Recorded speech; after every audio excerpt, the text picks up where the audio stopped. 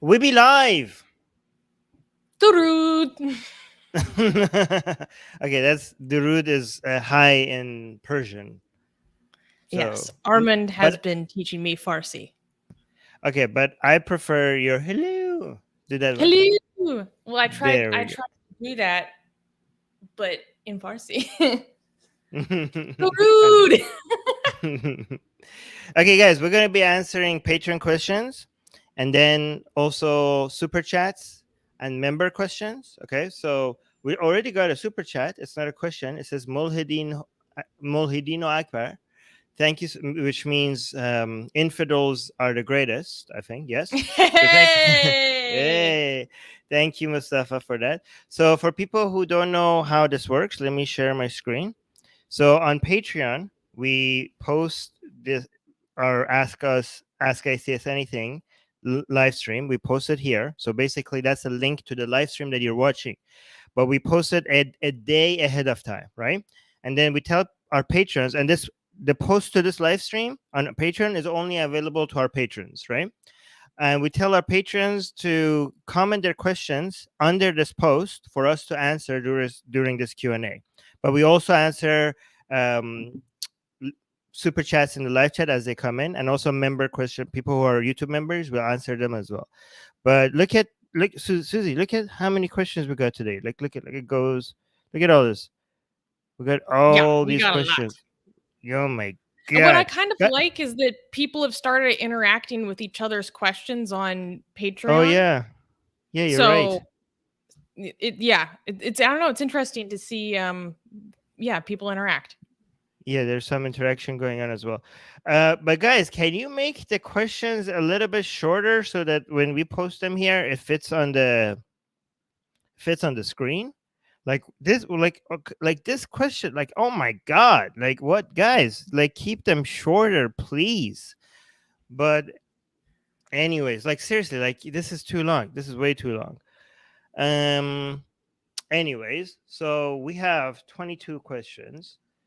Yeah, also, And we will yeah, go yes. on. So Living Your Life 27 on Twitch, guys, that's a reminder, go follow us on Twitch, is asking, is your Twitter banned? Yes. So we talked about this briefly on the news last week, and we're going to really talk about it in depth on the news this week. But yes, our Twitter is suspended. Now, here's the deal. We don't know why. Usually, when you get suspended, Twitter will send you an email that details what specific policies you violated, or even include a list of your tweets that violate their community guidelines as an explanation as to why you were suspended.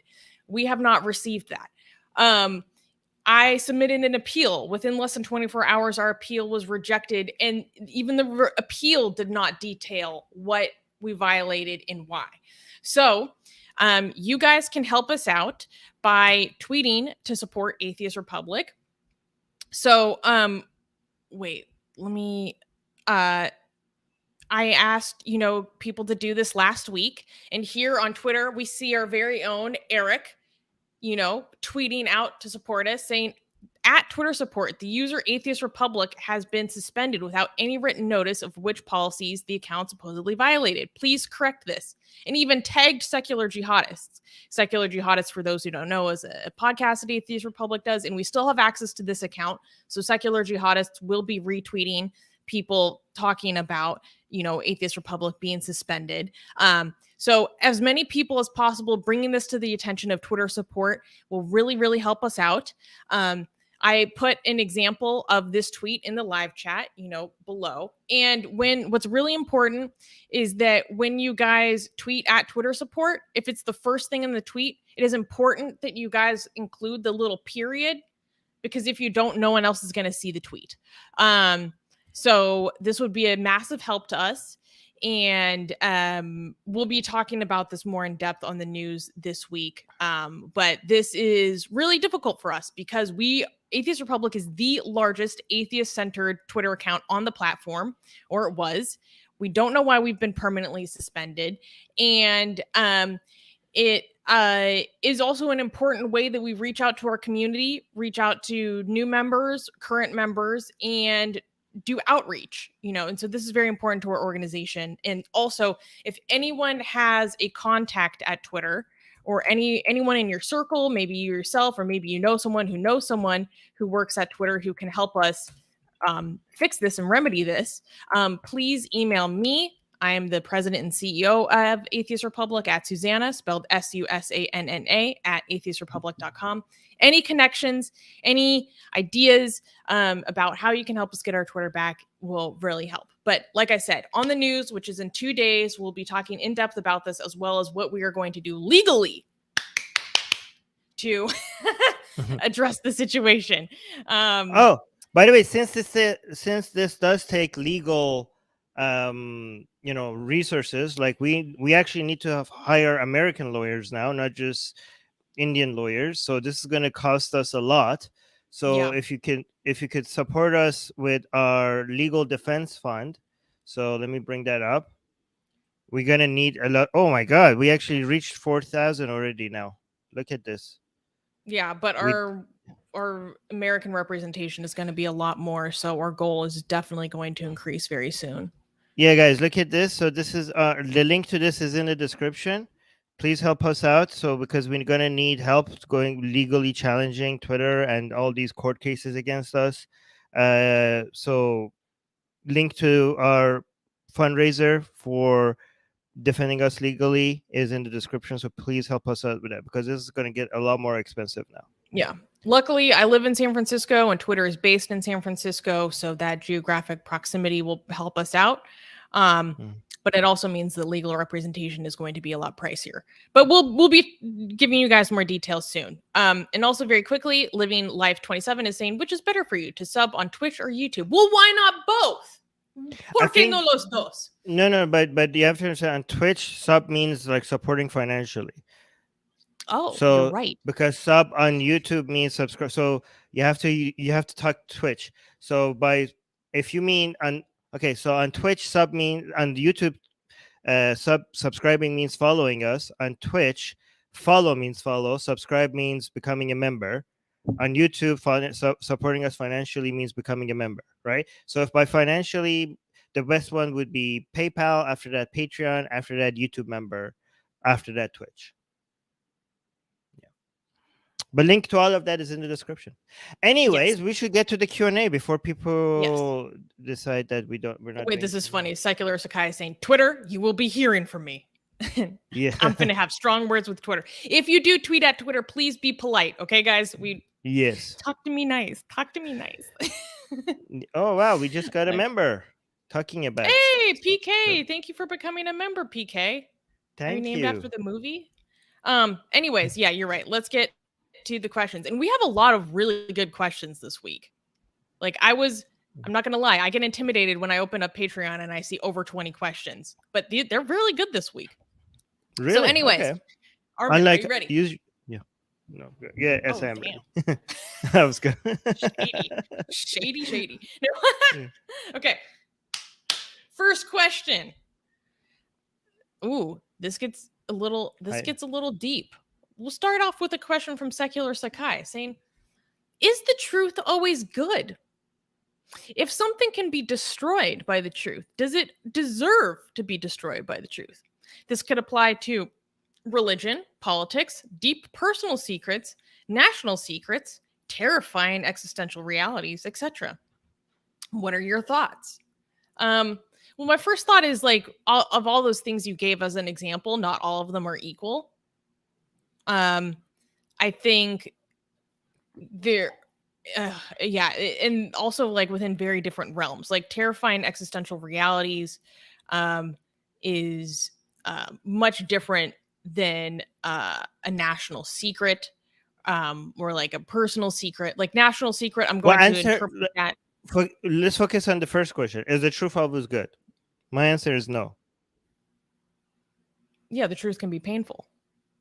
No, but is it okay? So, for example, let me give you a more specific example. Okay. Let's say there's a 4-year-old child that is dying from cancer. It's about to die, and she knows that she's about to die. Okay. But she thinks that when she dies, she's going to go meet with her grandma and she misses her grandma, and her grandma is in heaven, and she's like excited. She's gonna be like, I'm gonna go see grandma soon. Okay. Um, would it make sense for you to tell her that grandma is dead and you're not gonna see her and there's no heaven and this is all a delusion?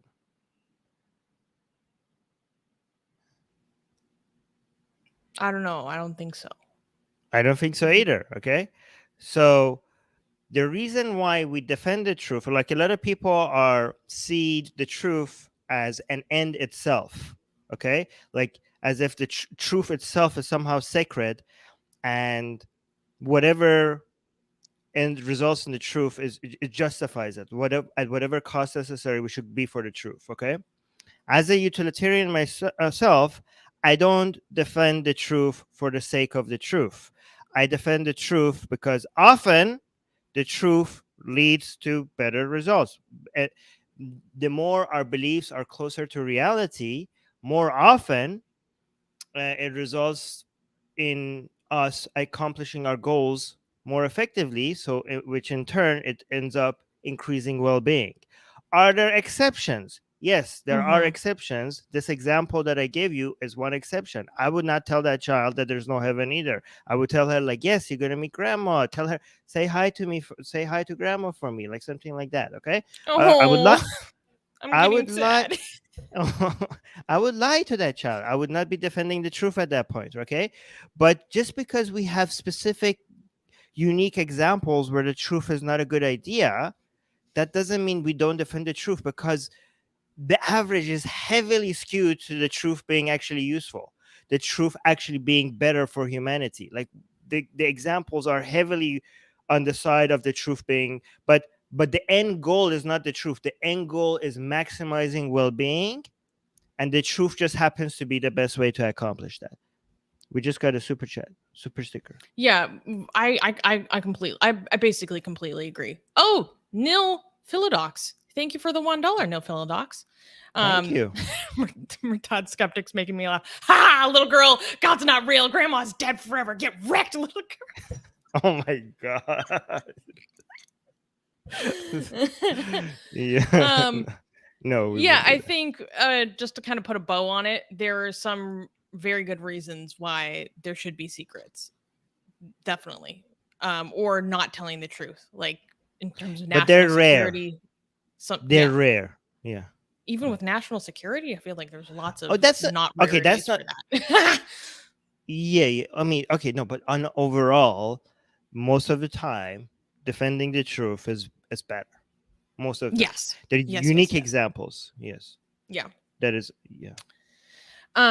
Okay. So we'll go to another patron.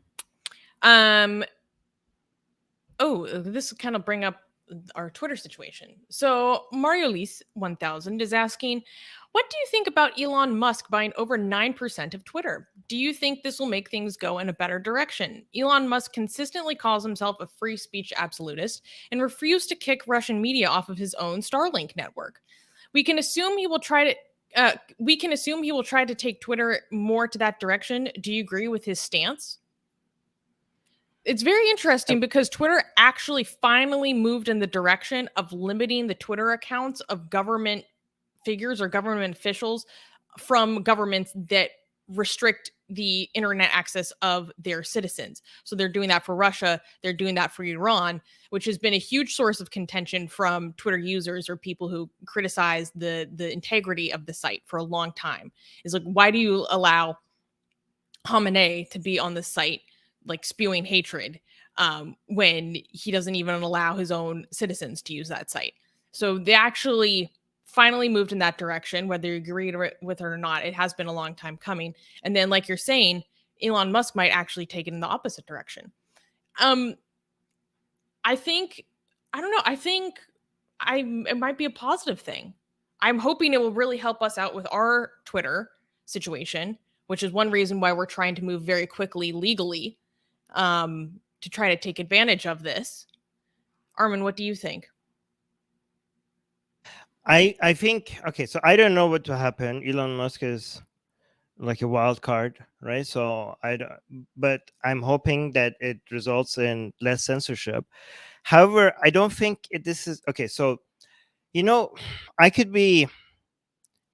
I'm trying to be very unbiased here, okay? Because it would be in our best interest to claim that this is a violation of free speech, okay? It is not a violation of our free speech that we got banned on Twitter, okay? Like, given that we just lost our Twitter account, I could be like, what happened to our free speech?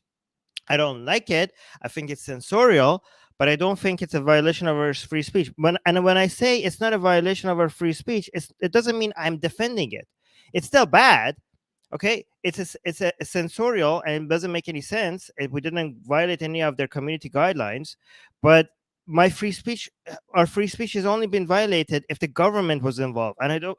Wait a minute. I think maybe our free speech was violated, Susanna.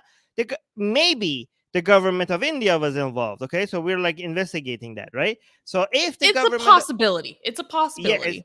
it is a possibility. So if the government of India is involved, then our free speech has been violated. But if not, then it hasn't been. Okay, so I disagree with Elon Musk when he says like I'm a free speech absolutist, and this is why Twitter needs to be blah blah blah. Okay, I don't think he understands what free speech means. I think a better way to say this to make Twitter.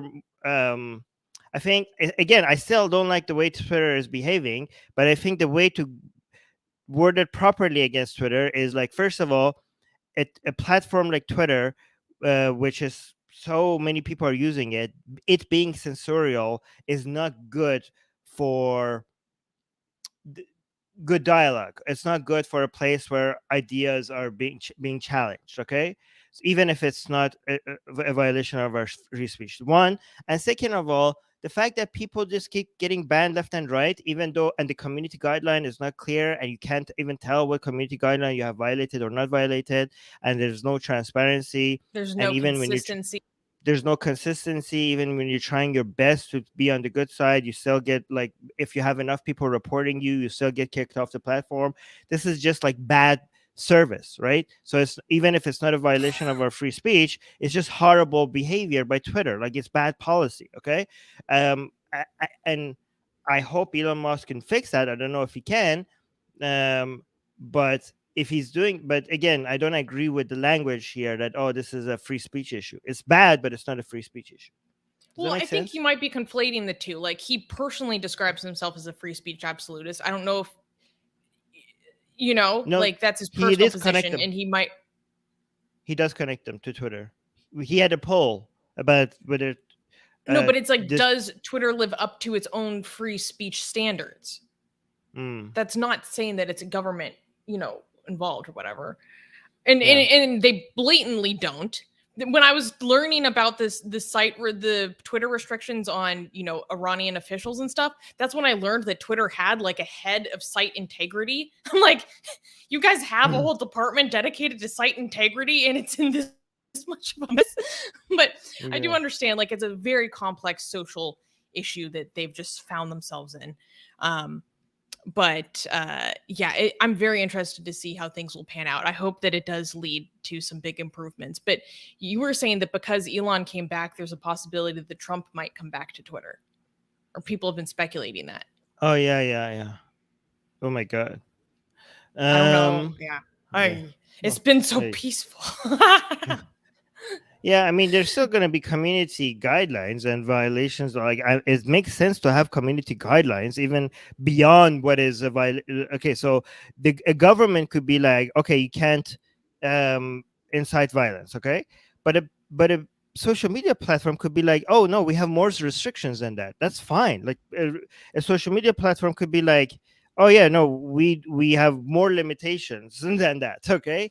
Um, and that's completely okay with the social media platform to do, but it's just like, they need to be consistent about it, they need to be transparent about it, they need to make it easy for us to understand what the rules are, and then don't just ban us just because we're getting mass reported, even if we haven't violated. Like, I understand that social media needs to have community guidelines, and I don't think like if Elon Musk comes and says like there should be no community guidelines and anybody could say anything, I think Twitter will be like, not, it would be it's not sustainable. Any social media platform that has said that, okay, we're going to allow everything, eventually turned into like, you know, dumpster. Like nobody, eventually turned into a place where most people didn't want to go. Only fringe Well, and radicals also wanted to. it's also like a lie to a certain extent. Like even free Yeah.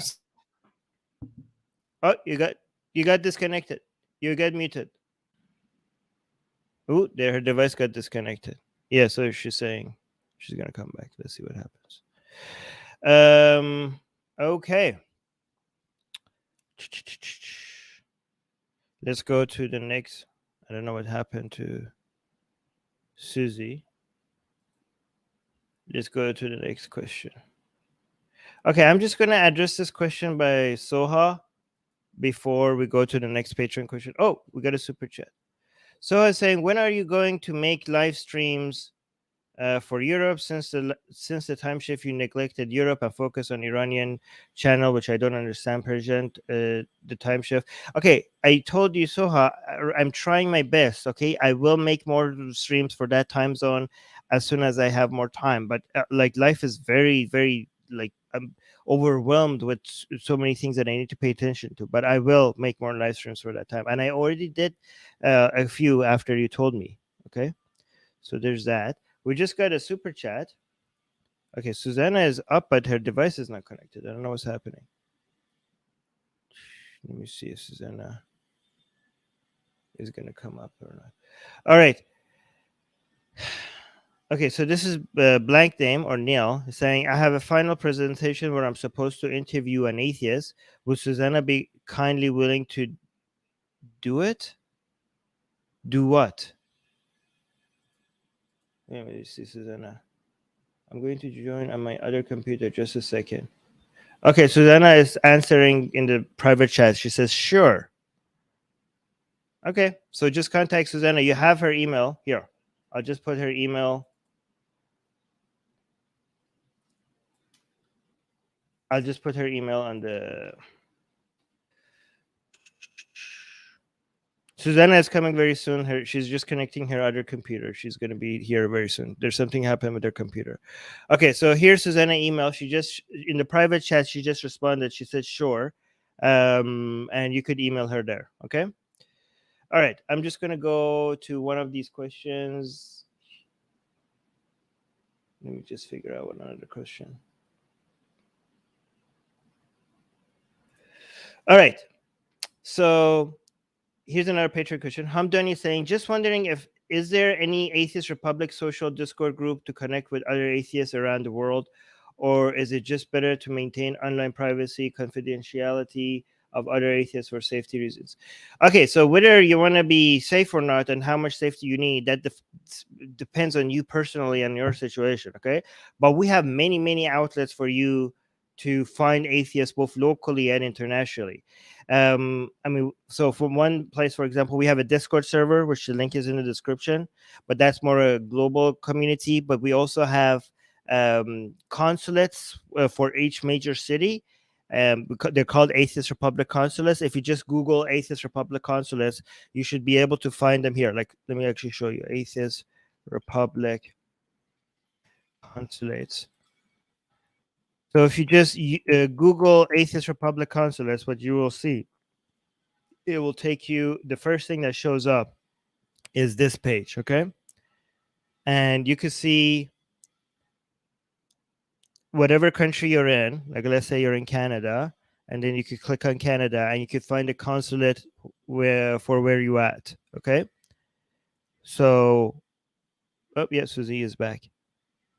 And so, however, and then you can find atheists near you based on these consulates. Hold on, let me remove this. All right, you're back, Susie. Oh, yeah, she muted herself. I think they, but let me see. Okay, so I think the India one has been removed because the Indian consulate were under attack and people were getting a lot of death threats and stuff, and legal threat, death threats, other kind of threats. So the India one is removed. So for the India one, if you want to get join any of the Indian consulate, you have to, I think, contact Susie for that. And we had her email. Again, I'm going to highlight her email again. Where was it? Susanna at atheistrepublic.com. Yes, this one. So yeah, but the rest is here. I think like the Malaysian one has also been removed, right? Wait, no, Or is that back? go down. No, it's right there. Okay, so the Up. Malaysian one is there. Okay, yeah, Yeah. okay. So the Malaysian one is there, but yeah, but there, every time we get threats towards a specific community, it gets removed for a while, and then it gets added back on once everything is like much more. When we so it's really too bad about the Indian consulate situation because it is one of our largest communities, and we have somewhere between 14 to 18 different consulates across India. But you know, after a year, I leave it to the consulate managers to make their decision about if they think it's safe enough, you know, because I really do want to leave it to their discretion because they do a good job protecting our community. And they said, no, we don't want to put it public in India yet. So yeah, if you reach out to me at my email, Susanna at atheistrepublic.com, or another good way to contact me is through my Instagram. Send me a DM. Link is in the description. Yeah, I can help get you hooked up. All right. Okay, let's get to the next patron question. Okay, next patron question. Let's do, you know, this is an interesting little situation with Mario Luis. Actually, can you find this question on Patreon because we can't show the whole thing here. Here, remove that thing so I could find it here. Okay, here it is. So whoop, go down. Which one? Okay. There's two. Right There's there. two. Which one? Okay, stay right there. Okay, so Mario Elise is asking, today I was sitting next to a Muslim woman who was wearing a hijab in the metro. Without trying to provoke her, I thought that this was the perfect opportunity to open up Apostate Prophet's video called Scientific Mistakes of the Quran on my phone. I was wearing headphones, of course, in a position where she could clearly see the screen and what I was watching. Was that a jerk move? Is there even the tiniest possibility that this has planted even the tiniest seed of doubt in her mind and can get her to actually research the topic? Could I have done something better in that situation? Okay, now Mario, I'm going to give you my honest opinion. I do think that that was rude. And could you have done something better in that situation? Yes, you could have minded your own business. Okay, so I was imagining myself in that situation. So I was imagining, like, say I was on the bus and I was wearing like an Atheist Republic t-shirt. And I was traveling by myself. And then a man comes to sit next to me, or it happens to be sitting next to me, and then very conspicuously starts watching a video of promoting Christianity. I would be very uncomfortable.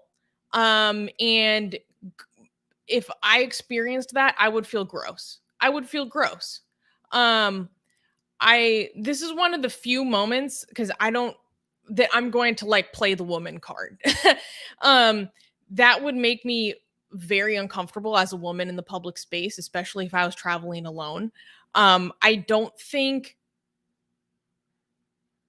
men really understand like what women go through just traveling in the public space, even if there isn't anything consciously in my environment that makes me think that, you know, like just someone sitting next to me on the bus and doing that doesn't inherently mean that there's a threat. But as a woman, I have to constantly be aware of like, could this escalate? Is this person going to do something to me when I stand up? Like that would lead to all sorts of like anxieties about my safety to me personally. And I do think that it was rude because like I am sympathetic to hijabis in the sense that they are uniquely targeted for being Muslim because they are one of the few people in the community that are visibly carrying the mantle of Islam. So they are targeted much more frequently than Muslim men, except for Sikh men in America, because people are too dumb to realize that they're not even Muslim, unless like a Muslim man is wearing like a skull cap or something. Like you wouldn't necessarily know his faith.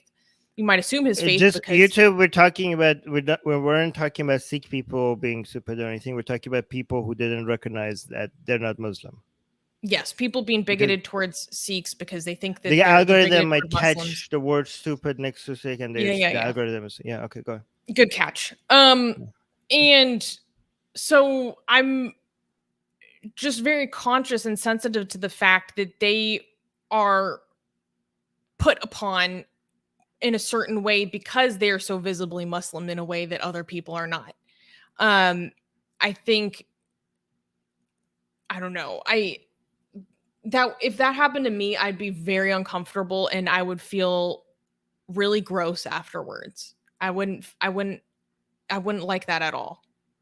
That wouldn't make me, if there was a Christian doing that to me, there would not be, I mean, this is just me personally. There wouldn't be any part of me that thinks maybe there is a God, maybe he is right.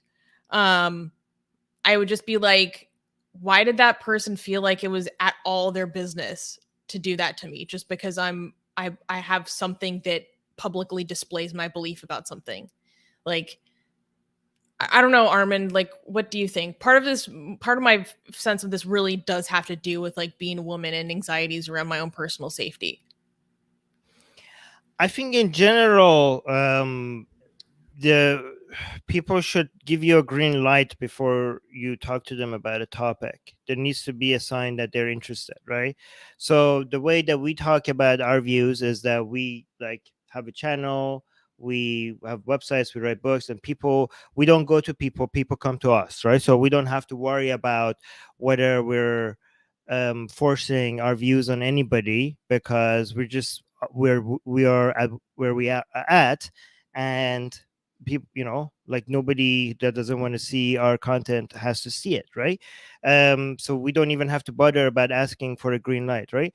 But I think, like, it's easy for you to find ways to do what we're doing in a smaller way. Like, you could, like, if you're in a university, you could have like a desk, like, hey, we are atheists. If you have any questions, come ask us. You could have a display or anything where people could, like, show that they're interested in talking to you by coming towards you, right?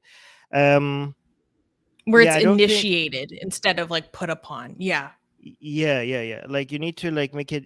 Yeah, you need to let people come to you rather than you coming to them, because it might not be welcome, or like, if you're interested in talking to Muslims, you could make it clear that I'm interested in talking to Muslims. Is anybody interested in talking to me, rather than finding somebody that is Muslim and then going to them and be like, hey, I notice you're a Muslim, do you want, like, I want to ask you a question, you know what I mean? I think just making that known, that you're interested in talking to a Muslim, and them coming to you, that's also, I think, like, how religious people should do it, right? Like, um people should, like, if somebody wants to promote their religion, they should be like, hey, do you have a question about Islam? I'm a Muslim, ask me about Islam. I'm a Christian, ask me about Christianity, rather than, like, coming to you. And I think, like, that's a level of, you know I don't know, like, what do you think about. Oh, we got a super chat, we got to get to that right away. But Susanna, what do you think about if somebody comes to you and says, like, hey, just tell me if I notice you're a Muslim, may I ask you a question? But if no, I will back off. Is that too much? No, I think because from the get-go, you're saying like if you don't want to engage, that's totally fine. But Mm, I think just displaying like that, I think that's a courtesy. okay. Because when you display that courtesy, like sometimes people are like, you know what, that's totally fine. What comes to my mind is a lot of people who have like a visible disability, they are very uncomfortable by the fact that they can, with little kids, they can tell the little kids are asking their parents about them. The parents make assumptions, say things that are wrong, or they get scared, and they actually welcome, like, hey, if you come to me and say, can I ask you a question? But if not, that's fine. Like they say, like, actually, like I might be okay talking about it, but I might not, So Mm, approaching it just in a friendly, very curious, non-judgmental way, I think. mm, But also making it clear there's no obligation or entitlement, I think is fine. But it should be noted that Mario said, I understand that this was the wrong thing to do at the time. I didn't realize that. Well, no, hey, that's Mario, that's okay. You know what? Here at Atheist Republic, we try to make it cool and popular to admit that you are wrong. So good on you. You are cool for admitting that you are wrong. And to be So fair, I don't think it was the worst thing in the world. You Hmm. at all. Right. So another thing is that I don't, as atheist activists, I just want us to not be so butthurt over people being wrong about their views, okay? Because you have to understand that a woman who's wearing a hijab, as an atheist, you could tell that, okay, she's wrong about certain worldviews. Based on our worldviews, she's wrong about a certain thing, okay? But every other person, was this on a bus? Was this on a bus, right? The metro, that could be the bus, that could be Metro. the subway. I don't know. Okay, but every other person on that, you know, metro or whatever is wrong about something, including you. The difference is that she is visibly showing it, the other ones aren't, right?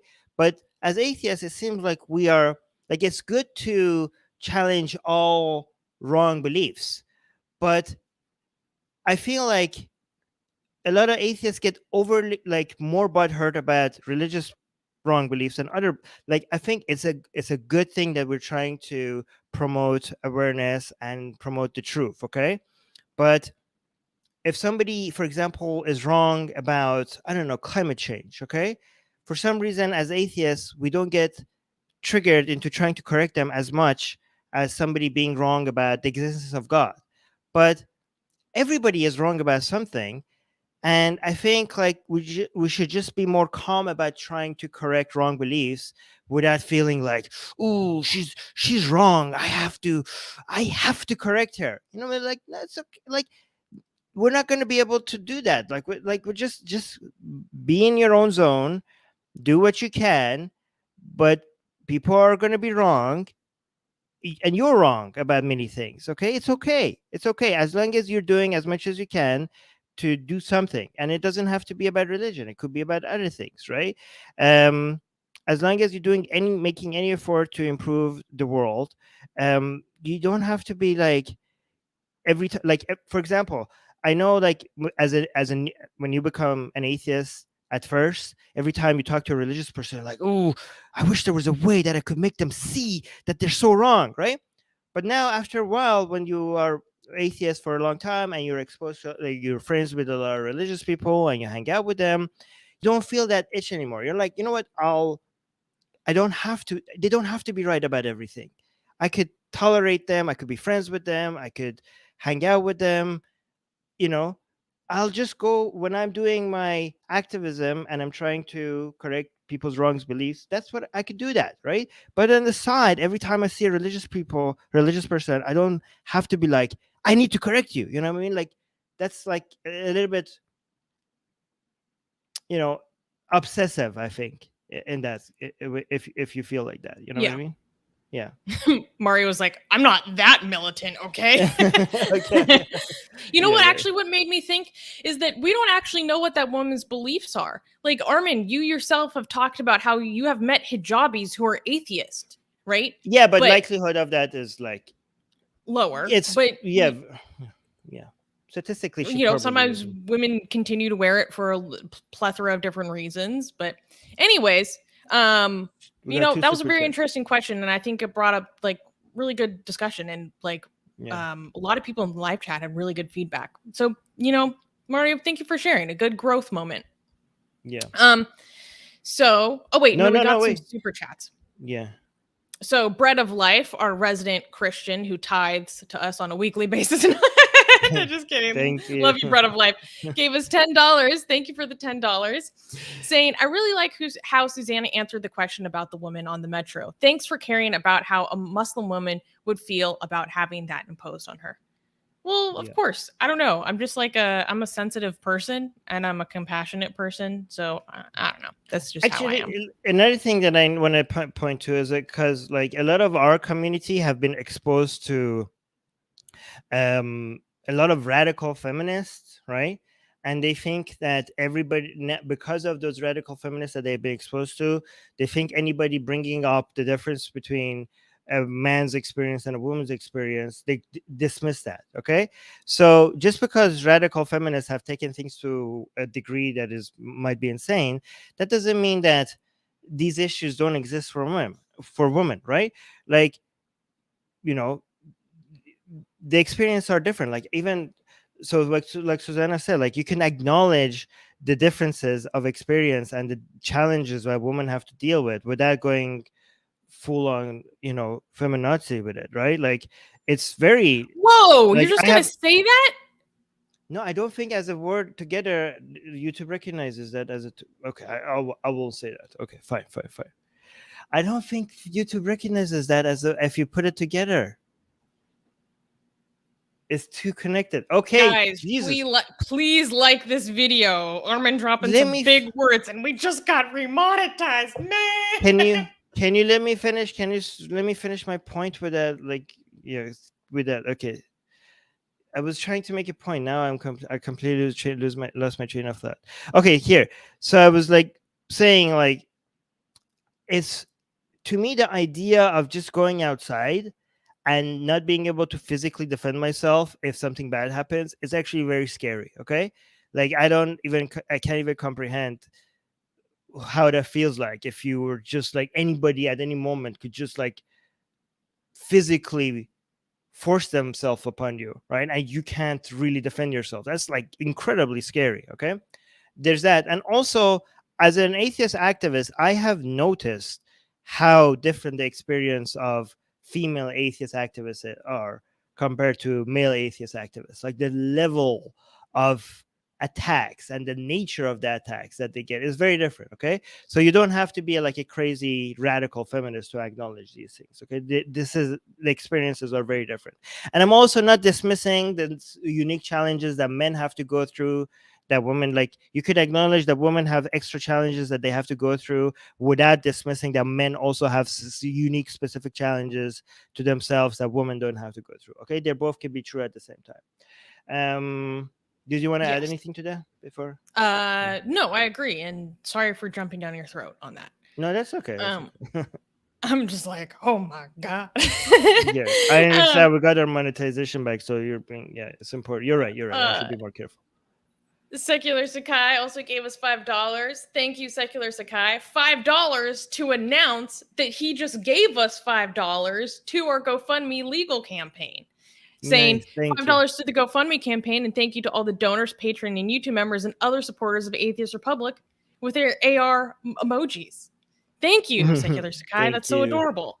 Like, I find it so precious that you're like spending money to announce that you spent money and to thank other people for spending money on us. Like, oh, It's so nice. Okay, so next Patreon question, and we're getting into some Pakistani drama and a little Shiism drama, a little Ahl Bayt. Okay, so next question is from Higgs Boson, who I think is a new patron. Thank you for becoming a patron. Saying, Imran Khan is invoking Imam Hussein's story amidst his political crisis. What's it about Imam Hussein that everyone wants to appropriate him? I think Khomeini did it too. So first of all, Ya Hussein. So, for those who are not aware, just to explain the context, Imran Khan was facing a vote of no confidence from the parliament.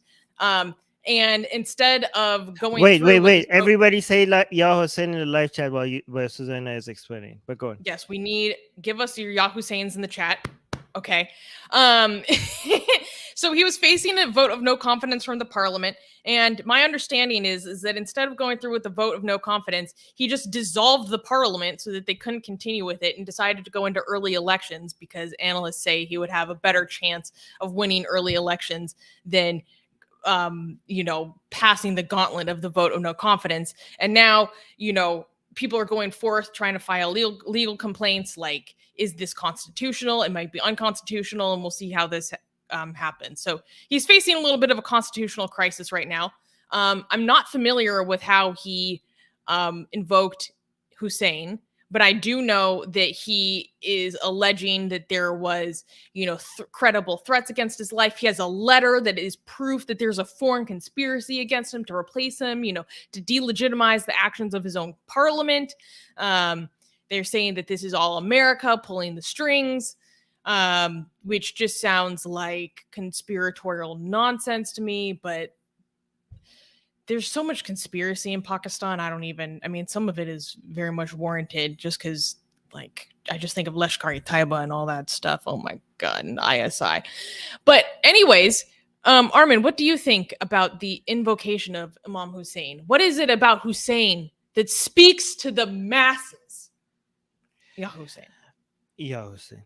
Um, First of all, I want to ask, like, Imran Khan, like, I am confused when Sunnis invoke Hussein, because, like, wouldn't like a whole bunch of Sunnis, like, okay, so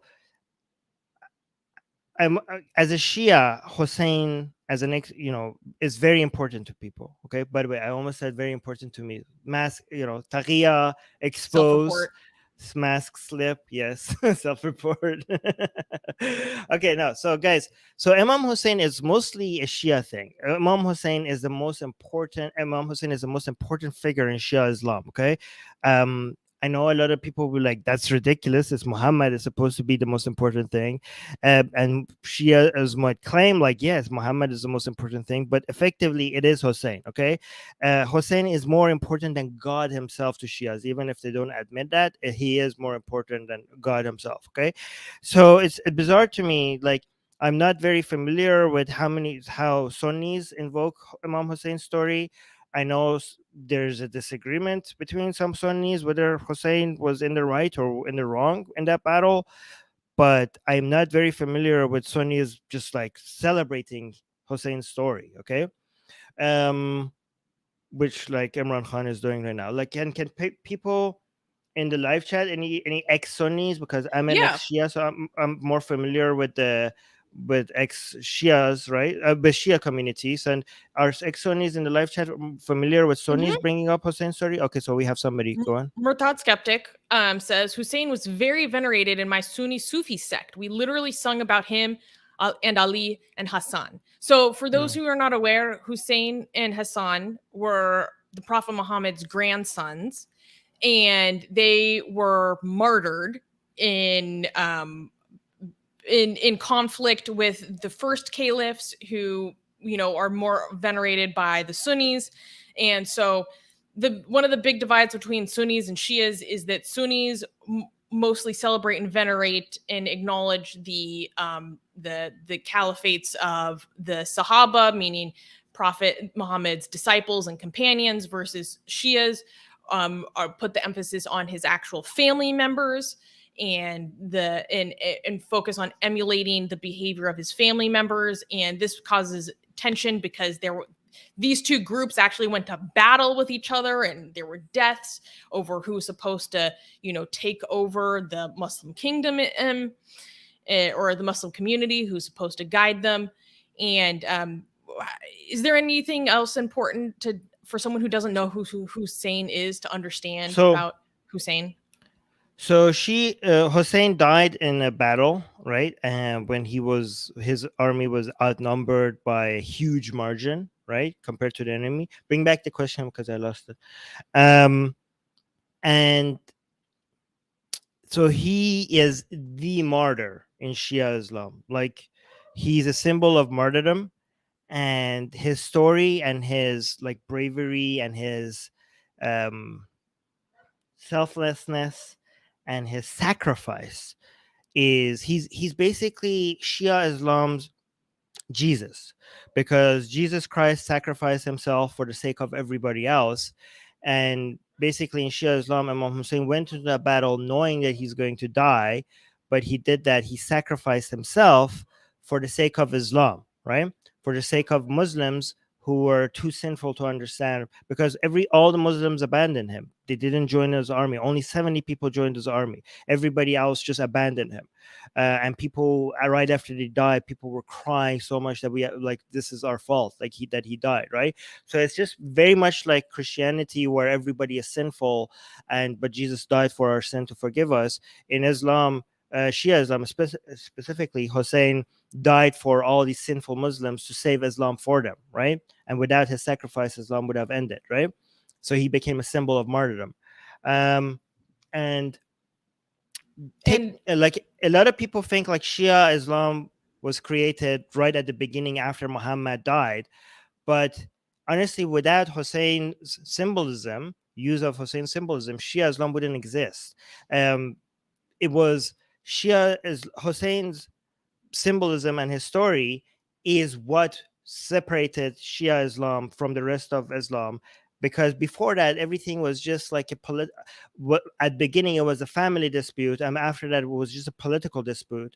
It wasn't an ideological dispute. Hussein's sacrifice and his story is the genesis of an ideological difference between Sunni Islam and Shia Islam, right? So it's what created Shia Islam. And the story is just so emotional. Like if you go through the details of the story and the sacrifice and everything that happened, that people relate to it so much. Like even Susanna cries to Shia to sometimes. I was listening to a Majalis and I started crying. Yeah, like I people was like, oh my God, I am a secret Shia. The story is designed to just pull your heartstring, and but it also invites people to go and fight and make a sacrifice, even if they're going to die, and it makes people want to die. Fighting against the oppressor, also. Yes, it's a story of the weak against the oppressor, even at the face of absolute defeat, right? And this story has been used so many times to encourage people to rise up. Okay, so it was used against the Shah by Khomeini. It was used, the stories of Hussein was used against Saddam during the Iran-Iraq war, which worked very well because Saddam was backed by all the Sunni powers and the United States and European countries, and Iran's military was just came out of the revolution without without a functioning army. So the fact that Iran managed to stand up against Saddam, so Hussein was going at war with Yazid. So Hussein is a good guy, Yazid was a bad guy, right? So Iran, a Shia power, a Shia country that was very weak at that time, going against Saddam. Saddam was the Yazid of his time, basically, and Khomeini was like representing the Hussein of his time, right? And basically, Saddam was the Yazid, and he was just powerful because Saudi Arabia was supporting him, United States was supporting him, and even then, Iran managed to resist Saddam. So they think like this is like some similar, but then the story of Hussein is constantly used to stir up tensions in Shia minority in countries where the Shias are minority, but they're being oppressed by a Sunni majority, right? For example, in Saudi Arabia, where Shias are a minority, and they're being oppressed by a Sunni majority, the stories of Hussein is going to be very useful for the Islamic Republic of Iran to stir up and they have been using it, constantly be using as a reference to Hussein as a way to invite people to rise up against Sunni powers, right? So yeah, so and against all forms of oppression. And by the way, this whole story of Hussein is a sneaky way to promote Shia Islam without mentioning Shia Islam. So, for example, one thing that a lot of Shia Shia evangelists have recognized is that in the West, if you want to promote Shia Islam, you don't mention Islam, you don't mention Shiism, you mention Hussein. You mention Hussein as a freedom fighter, and you tell them that he was somebody that went against the oppressors, and you just celebrate Hussein without mentioning religion, right? And also, one thing that Shias like to do when they're trying to promote Shia Islam is remind you that all these like radical attacks, the T attacks, the Terry Yes attack, which I'm not going to mention because YouTube's algorithm, a lot of them are done mostly by Sunnis, right? They were referred to the ones that done on the West. Okay, they don't remind you that Shias do that as well, but mostly on other Sunnis. But they're like, look, all these and Hussein was somebody that went up against the Sunni powers, right? So you're like, hey, these people that you are afraid of, they were the people that Hussein was fighting against for the sake of freedom, right? For the sake of against oppression. So they're trying to sneak, Shia Islam in the Western, for a Western audience, using Hussein. Somebody who even Candace Imam Tawhidi who convinced Candace Owens that Hussein was somebody to celebrate, even though she's like amazing. Yeah, amazing. If you could get the right-leaning Americans to be like, oh yeah, Hussein seems amazing because he went against Sunni Muslims, the people who you guys are afraid of. Like that's a very clever way there are of government lobbies that do this very effectively. Even yeah, Yeah. Wait, Anyways. so there are some funny comments. Murtad Skeptic is saying the songs are pretty dope, not gonna lie. One of my favorite things in the world is when they people take videos from Husseinias and edit it with like flashing lights and rainbow colors so it looks like a freaking gay club where they're like dancing shirtless. Wait, But like techno music, it's so funny. should I find Hossein Techno? Well, I don't know. I'm worried about copyright infringement with the music. Maybe you could I play it guess- without the music.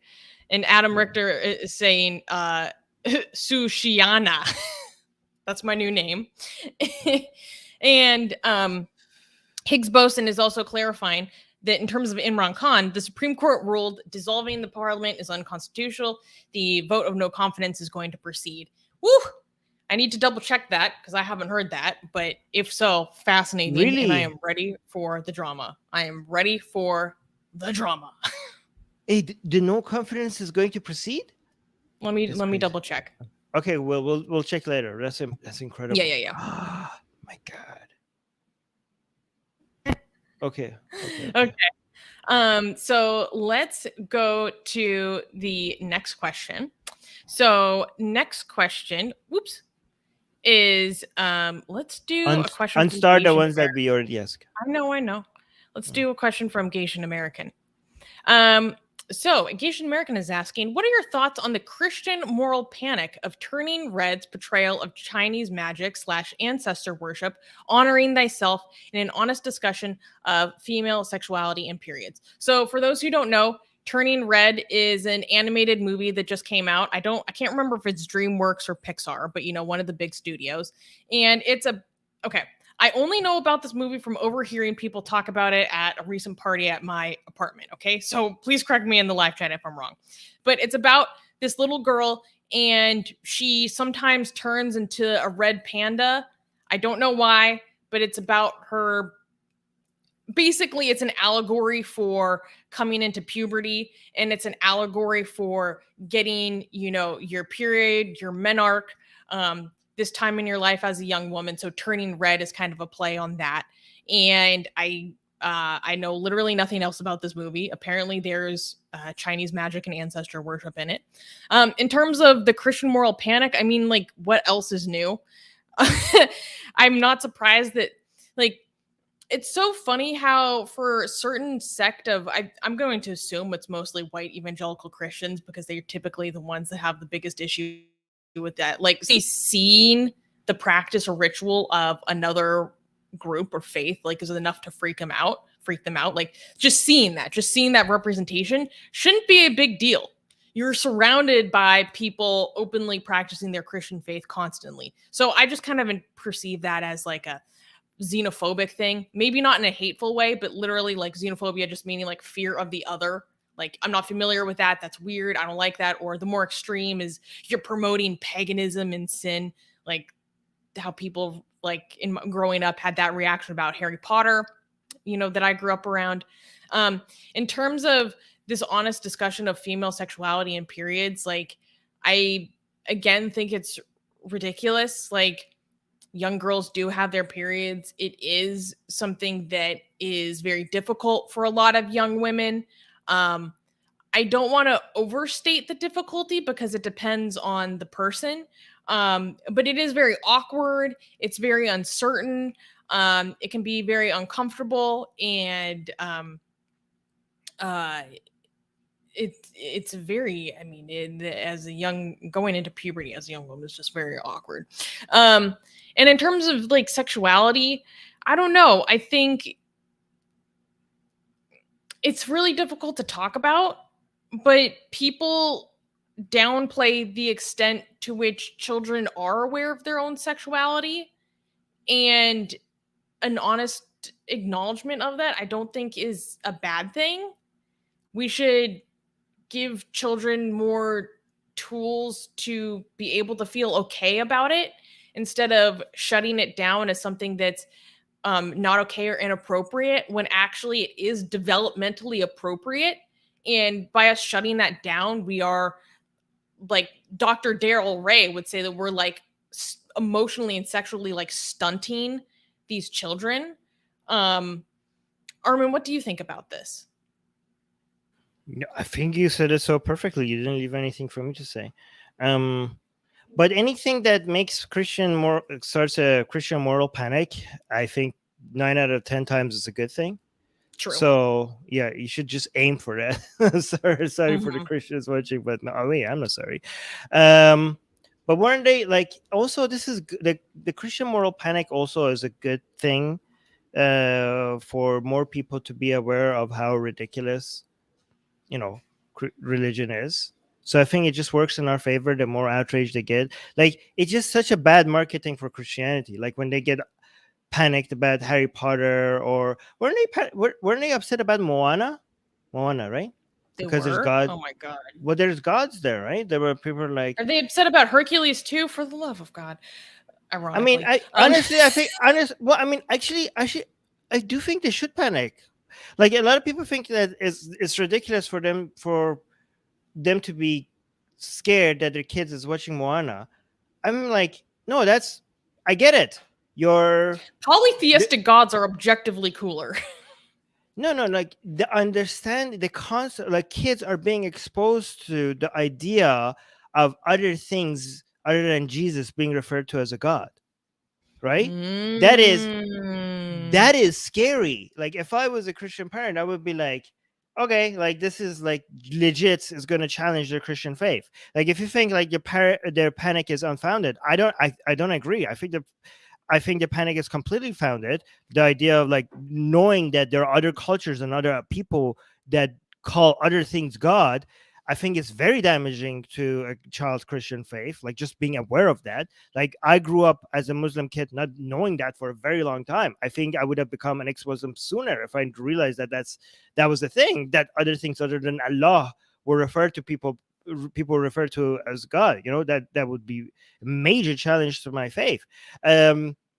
But I think the fact that they're panicking about it, and I think the fact that that makes sense for them to be panic about it, means that it's a good thing because I want their faith to be challenged. Well, you're Also, saying it's bad marketing for Christianity, but it is good marketing for whatever they're freaking out about. That exactly. lesbian nun movie, Benedetta, I had never heard about it until Catholics started calling it blasphemous. And then I'm like, did someone say blasphemous lesbian nun movie? Count me in. Right. Like um, Kadia, for example, like talking about people panicking over Hercules. Honestly, I think again, even Hercules, like I didn't know, like as a child, I realized that throughout history, other people had other religions and they called other things gods. Like that's if you grow up not knowing that, like it was easier before to raise your child in a bubble thinking that Jesus was God always, and that's obviously the thing that people believe in, or Allah is God. Like that's like we were told in school that Allah has been considered to be God since Adam, not since Muhammad, since oh Adam, yeah. right? So Hercules like destroyed that for me. The cartoon Hercules destroyed that for me. So there should be a panic over these things. And good, be scared. We're coming for your children. Yeah. Like I said, it's also just objectively cooler. Like when I was obsessed with the mythology of like polytheistic ancient religions when I was a kid, because I was like, there's so much diversity. Like we have cool goddesses for different things, and everyone is like has their own special thing. It's like superheroes. Yes. Gods Except used to if you be pray to them, they give you powers. Like no gods actually throughout history before Abrahamic religions. The role of gods was to be the equivalent of Marvel superheroes, more than like Mhm. more than the creator of the whole universe or anything like that. Was what they Yeah. were more like. Oh wait, Oh, we got a super chat. Oh, go we ahead. also missed a super chat earlier. David, yay! I'm happy to see David. I miss you. David gave us $5. Thank you. And this is in reference to our earlier question about the Muslim woman on the metro, saying, Armin, even female characters seem to receive more criticism than their male counterparts, going back to your earlier point. True. Wow, we True. got a super chat to get educated into that. Thank you. Not even a question. Thank you so much for that. I appreciate that. And Gasian American also gave us $2. Thank you, Gasian American, saying Hercules was also the gold fist Bodhisattva. Really? What does that mean? I don't know what you're talking about. So, okay. I don't understand what gold fist means or refers to, but like again, I'm gonna butcher this, but Bodhisattva is in regards to like the Buddha, and it's kind of, I don't even know how to define it properly. I don't even want to continue because I'm gonna mess it up so bad. But Wait, hold on. Go. it kind of speaks to like the level of enlightenment that someone has achieved. So, or it can be representations of an enlightenment. So sometimes goddesses are a representation of a bodhisattva, or there's like, I think the green bodhisattva personifies compassion in particular, but it's like a very highly venerated thing, and it's sometimes almost allegorical for certain virtues or qualities. People, please correct me if I'm wrong. I'm probably wrong. Well, this is the image I'm getting, and it looks weird. Wait, I need to blow this up on my screen. Whoa. What the hell am I looking at? Okay. You know what this makes me think? This makes me think of the SpongeBob meme. Boy! Boy! Oh like a boy from God. That's how big it is. Warning, Susanna attempting Buddhist commentary. True. Okay, so let's go to another patron question. This one is from Secular Sakai, asking, the sovereign military order of Malta, not to be confused with the Republic of Malta that governs an island country, is the only internationally recognized UN permanent observer member nation or political entity with no physical sovereign territory or territorial claims. Could a group like Atheist Republic ever become like the order under the right conditions? Wink, wink, nudge, nudge. I don't know, but we are going to push for that one day, maybe, because I mean, it makes sense. I mean, do we even need that? If we could, like, I think the future. Okay, so bear with me, okay? I know this is like me going off on a tangent, but I think the future is in the metaverse, okay? So should we not look ahead and just try to, if we are ever going to build, like, imagine, just think about the cost benefit analysis, okay? Given that we know where the direction of the world is heading, and given that we think like at some point most people's time is going to be spent in the metaverse more than in the physical world, does it make sense for us to go through all the legal challenges and all the effort to have physical land? It might be, okay, I don't know, okay, because But this doesn't need physical land. yeah, okay, but this is a very unique situation, okay? So I've looked up, we met right now, if you look at the list of requirements for United Nations, for United Nations to recognize you as a sovereign state, we meet all the requirements, but part of the requirements is to have like at least a piece of land, okay? But other than that, we meet all of them. So I don't know how these people manage to do that without that one requirement, but I don't think it's going to be easy without all the other requirements, okay? Also, but also, it's not just enough for you to meet all the requirements. You need a lot of political support, okay? You need other countries to push to come and advertise on behalf of you. You need like celebrities to push the United, like I've seen examples of some other people trying to get recognized, even though they met all the requirements, and the United Nations completely ignored them.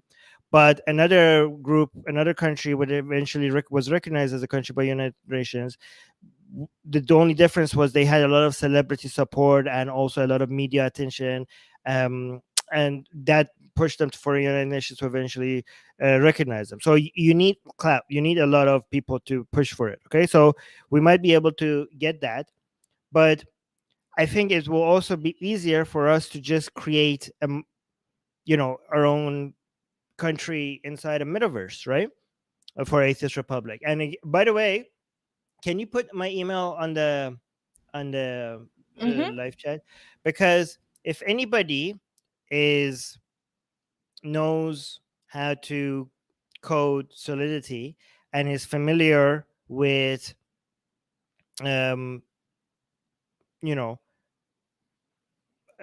I think we should go with Polygon. Wait, is that what I'm yeah, Polygon, right? The if they know how to get in touch with launch pads to start a metaverse, right? And I think the blockchain that we should start at the Atheist Republic metaverse should be on the Polygon blockchain. So you need to be able to code in Solidity, or if you have any contacts with anybody that is familiar on how to start a deck for one of these launch pads, right? Especially if there's some Polygon, please get in touch with me. I would like to start the Atheist Republic metaverse, to start our own country up in the up on the metaverse. I think that would be the most ideal thing to do. I think that's the future. I don't know if you guys agree with me on this or not. Hold on, let me put Susanna down before. So, oh, here Susanna's I back. want an But Atheist Republic passport, though. yeah, you're right. That would be the benefit. Yeah, if you actually ever. So here's the thing. How about this? If we start an Atheist Republic metaverse, and because of the metaverse, we get a lot of attention, and a lot of people join our metaverse. We could use our metaverse and also all the fundraising that we do through the metaverse, because we will have our own coin, where we'll have our own currency. We could use the funding for that to eventually lobby the United Nations to recognize us as a country, so we could issue passports specifically to ex-Muslims who are in danger, who need a traveling document to get out of danger, right? So that Or would just be the apostates in general who are in danger. apostates in general who are in danger. If we could get recognized by the United Nations as a sovereign state, then we will issue passports specifically to save people, to be able to use that passport to get out of dangerous situations. That would be the goal, okay? But I think like starting a metaverse and going through a launch pad and getting funding for that, and then getting people coming to this world and living in that world, would be a great way to use that as a segue towards being recognized, to start a lobbying campaign for the United Nations to get recognized and then issue passport. I know this is pie in the sky, impossible dreams, and it's almost impossible for it to happen. But it's fun to think about impossible tasks and aim for it, just in case. You know what I mean? I mean, you shoot for the stars and land on the moon. That's what I always think, right? But what do you guys think about starting an Atheist Republic metaverse? And if anybody is familiar in how to code start a metaverse, and also how to get in touch with how to launch a metaverse on a launch pad, and wants to join our team, like, you could join a team, right? Because I already have the draft of a script for a launchpad. If you read it, you would be like, we have a very good case for a launchpad to take us seriously for a metaverse. So if you want to join our team, and you have a lot of experience in coding, please contact me using that email. Anybody in the live chat, Well, people are mainly either just like not sold on metaverse. They think it's all like snake oil and very fraudulent, or like Blank Name, for example, is very just anti-metaverse in general. And also Sakai is being like, be careful of fraud. Obviously, there's like, in real life, there's a lot of legality and liability and all this stuff. We're just talking hypothetically. Somebody Oxymar is saying it's a good idea, but what if everyone starts doing this? I mean, everybody will start doing this. People are going to start making metaverses left and right at some point, but we just want to make our own. I don't understand why people are saying it's a scam. Like, it's a new technology. People are going to use it for good and for bad. Like, it's not you can't just be like, oh, it's a scam. It's it's like the internet. It could be used for scams. It could be used for good. It's like technology, like when paper first came. We could use it for useless things. You could use it for useful. You could print scripture on it, or you could put scientific knowledge on it. You write scientific knowledge on it. What do you mean it's a scam? It's a technology. Like, it's as if saying like saying that metaverse is a scam. It's like saying like the steam engine was a scam. Like, like, what are you talking about? Like, it's a new way of doing things. Like, it could be used for a scam. How could the entire technology be a scam? What do you people? I don't understand. So let's go to the next question. Okay. So Higgs Boson is asking, what are your thoughts on the French election? What if Marie Le Pen wins? Implications for the European Union, NATO, China, etc. I'm not sure how Marie Le Pen is polling right now. I think Zemmour might be polling better. Which No. He's not. No. Marine Le Pen was, so Macron was way ahead. But now, because of all the other right-leaning people becoming less popular, Marine Le Pen is now getting closer to Macron, and this is extremely dangerous. Okay, so Marine Le Pen has like cleaned up her act. So what happened is Macron, especially because of all the EU talk, EU needing to be independent, and all the leadership Macron showed for dealing with Putin and everything, Macron's popularity had went really high up. Okay. Especially because of foreign policy issues, distracts people from domestic problems. Okay, Marine Le Pen wants to bring people's attention back to French people's unhappiness with, prices, economy, and also what is it? Oh, immigration, specifically immigration, and what is it when you the age when you stop working? What is it called? Retirement age. Yeah, the retirement age. Macron wants to bring it up. Marie Le Pen wants to bring it down. So people really. So now that the Ukraine-Russia things are taking a back seat a little bit, Marie Le Pen has managed to bring people's attention to all these problems that French people are experiencing with, and a lot of people are relating a little bit more with Marie Le Pen on that, even though she's still behind Macron.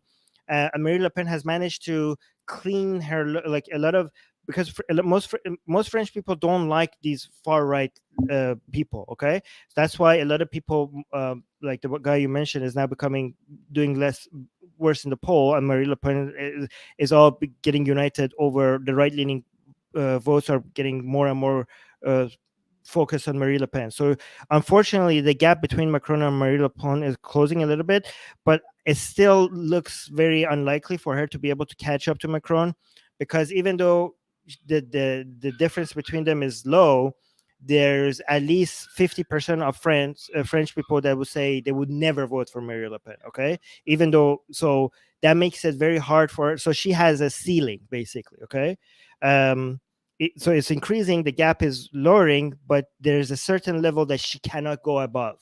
Okay, she seems to have a ceiling. If that ceiling holds, even though the gap is getting closer, Macron will hold. But if Marie Le Pen wins, that would be devastating for Europe. It would be devastating. Like, we need a united, strong Europe right now, and Marie Le Pen is like anti-EU, anti-NATO. It would be like right now, after all this unity that we're getting because of Ukraine and the West becoming finally on the same side against tyranny, for democracy, for human rights, they're getting their act together.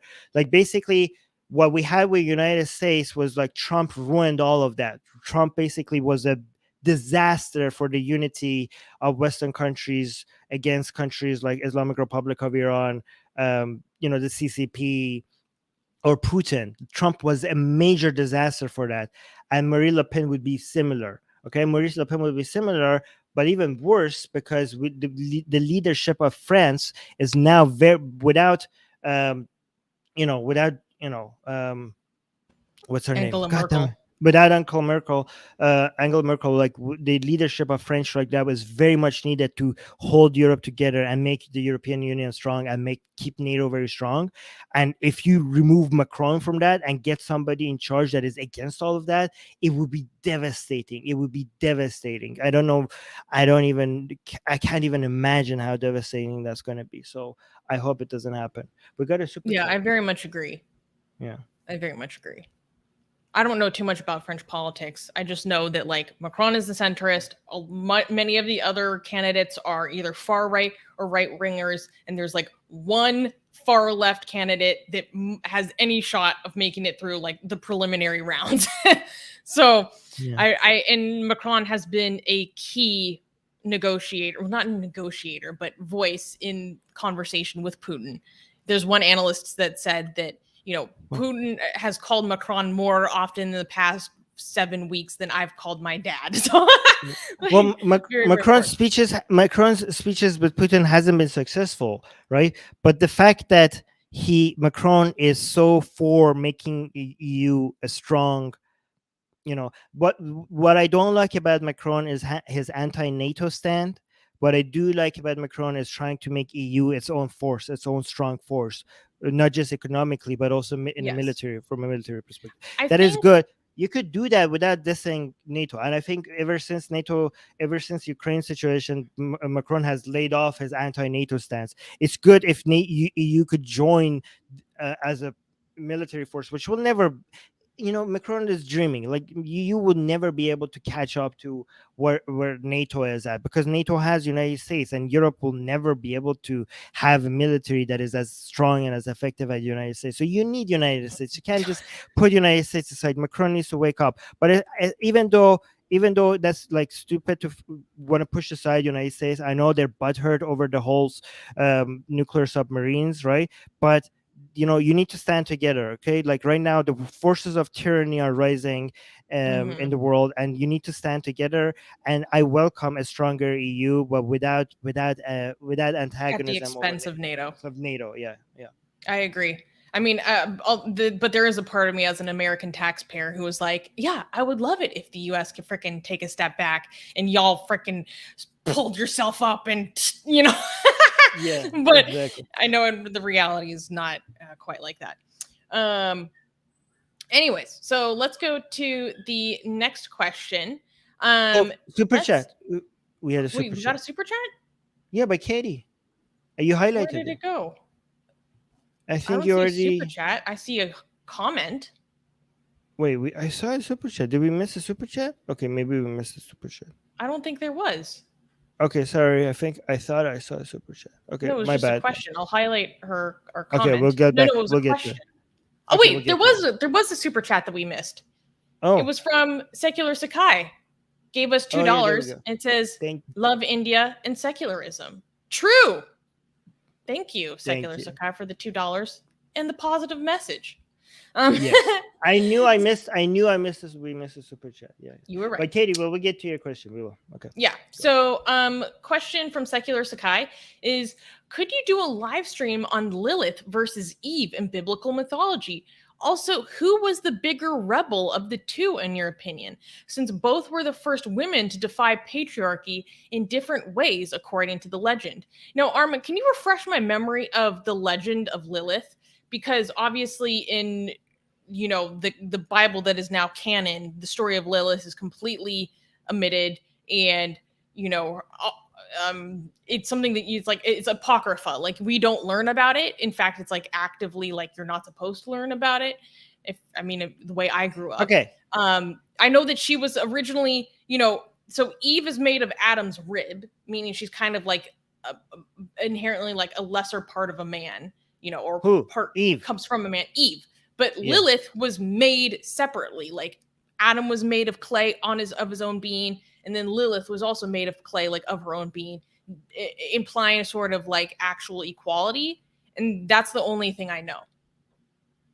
Okay, we got another super chat. We will get to that super chat, but let me respond to this question. Okay, Secular Sakai, of course Lilith was a bigger rebel. Like, are you serious? Like, it's not even a challenge. Okay, Eve ate an apple that she wasn't supposed to eat. Okay, wow, so significant.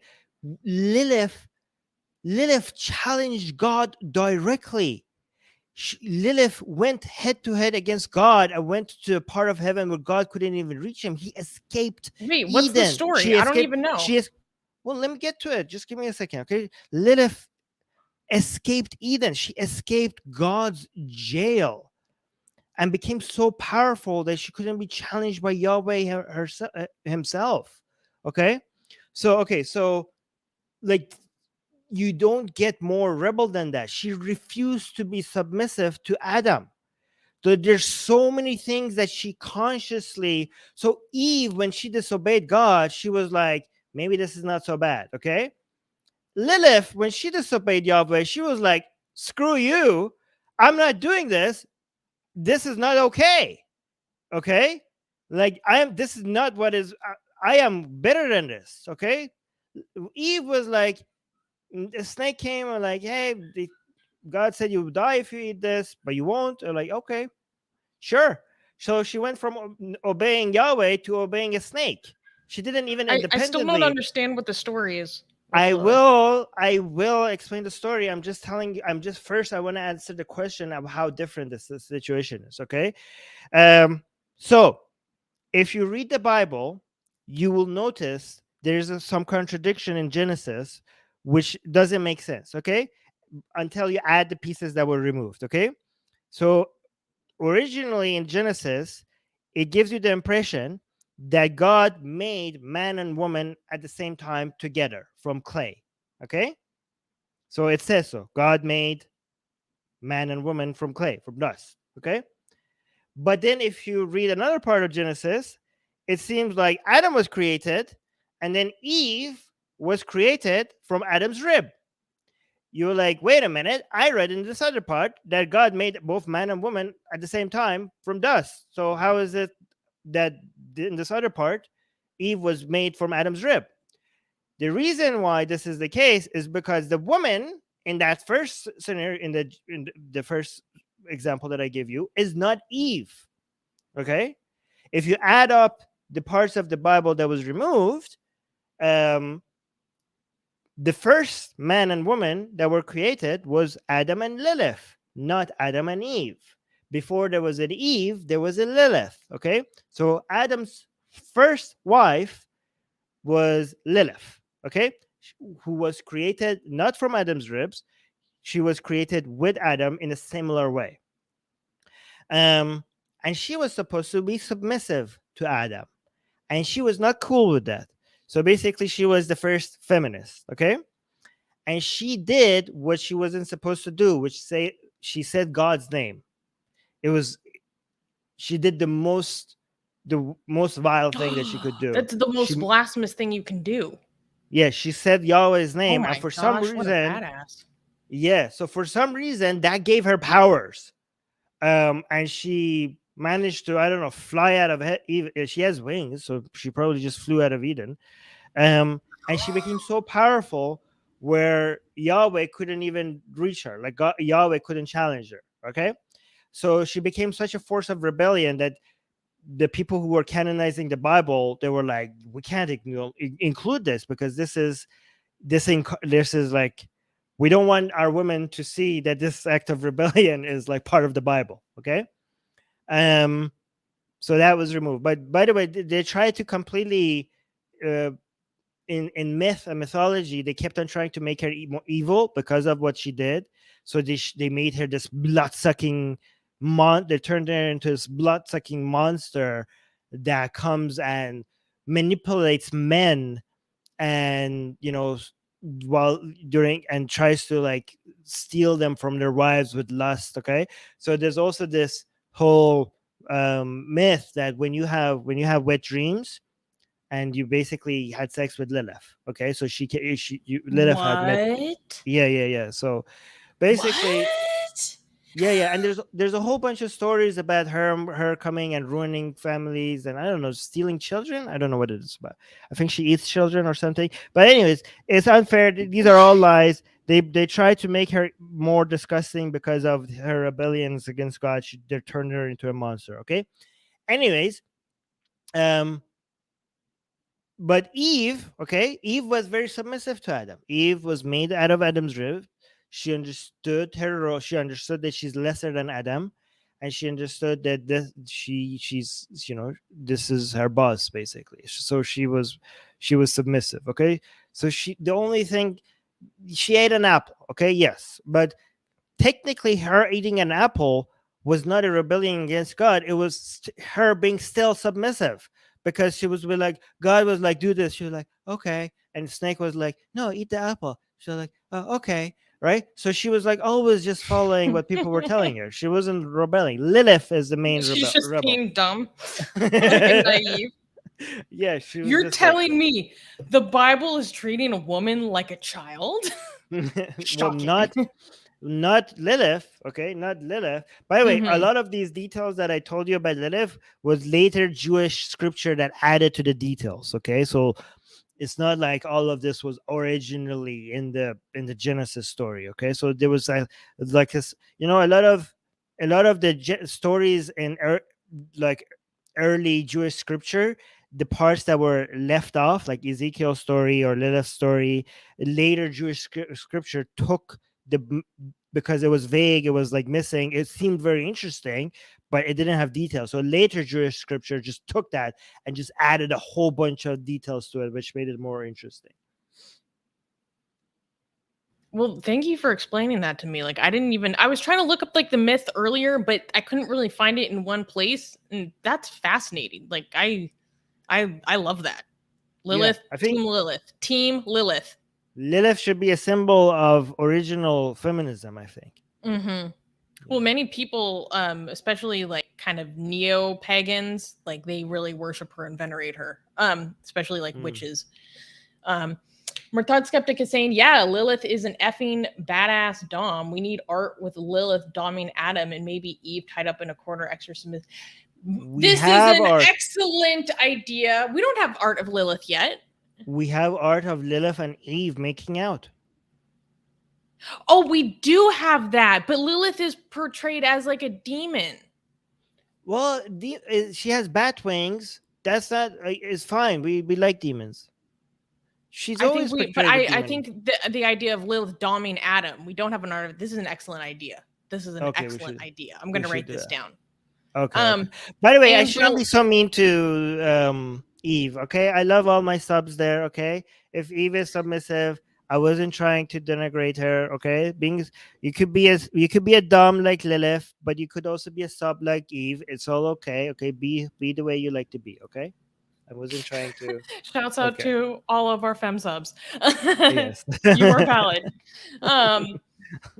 Yeah, it actually does suck how much people act like women who just like to be submissive are like so like regressive and stupid. Like Yeah. that No. is No. No. that is stupid to be Yeah, treated if like you're a that. submissive woman, there's nothing wrong with that being. If you like a king in your house and be like enjoy being a dominant man, and you want to be submissive to him, don't let anybody tell you that it's the modern times and that's not okay.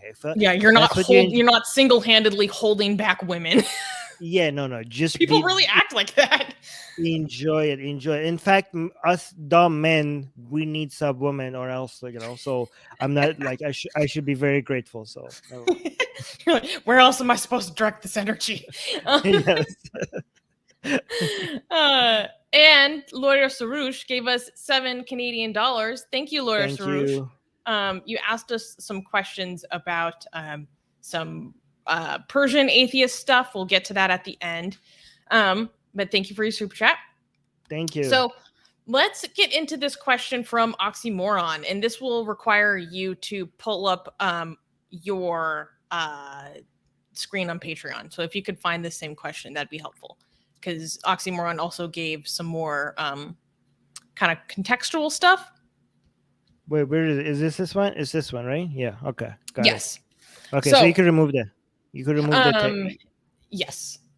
So this is wait, okay. Oxymoron talking about previous criticisms that Armin has had and commentary Armin has had about Hinduism. So Oxymoron, who's our local Hindu nationalist supporter, saying, Armin, don't you think that relying on Marxists, okay, serious question mark there from me, Christians, okay, and ex-Hindus too much might be a bad way to learn about Hinduism? Isn't it like learning atheism from an Islamic scholar? They might have a vested interest to portray religion in a dishonest way. And then also this is next part is specific to specific criticism Armin has had. There's no colorism in the Mahabharata. Even if we take literal meanings of Varna as color, the next lines of that scripture debunk that Varna is dictated by complexion. Next few pages conclude that Varna should be based on qualities, not birth and hereditary, whatever. Colonialists and Marxist scholars have been extensively searching for colorism in Hindu texts for a few centuries now to justify Aryan invasion and haven't been successful. I know, and haven't been unsuccessful. I think you mean they haven't been successful. Dr. Mbakar, for instance, was one of the first to reject Aryan invasions with extensive counter-arguments. That being said, there's definitely a problem with learning religious history from religious people. When some Hindu activists claim caste is a colonial construct, what they mean is that caste as we know it today was verticalized and racialized. So modern caste is a product of British colonial system and has little relationship between indigenous tradition of Jata and Varni system, which for those who don't know, collectively is kind of what we identify as caste now. What is your opinion on this? And then based on I'll just leave it there. Yeah, this is absolute nonsense. Okay, so let's take it piece by piece. Sorry, oxymoron. Okay, first of all, I mean, don't you think relying on Marxists? I don't know what you're talking about. Marxists, Marxists.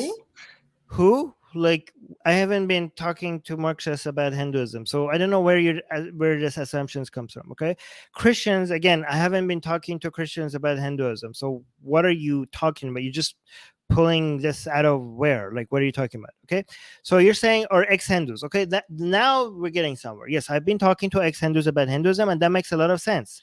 I think the least people you could trust when it comes to talking about Hinduism would be Hindus, because they would be biased towards portraying Hinduism in a positive light. Okay, the example that you're giving, ex-Hindus, actually makes a lot of sense. Like, look at you're making it comparable to, isn't it like learning atheism from Islamic scholar? No, it would be like learning about Islam from an ex-Muslim. Exactly. Do you not? Yeah, that's what it's like, don't you? It's very interesting because you are listening to us and many other ex-Muslims talk about Islam, and you see that as legit.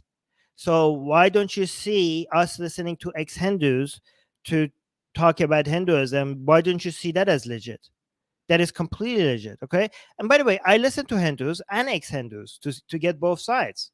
So that's actually, I think, the best way of doing it, right? I don't know what Marxists you're talking about. Like, the ex-Hindus I talk to, they are mostly liberals.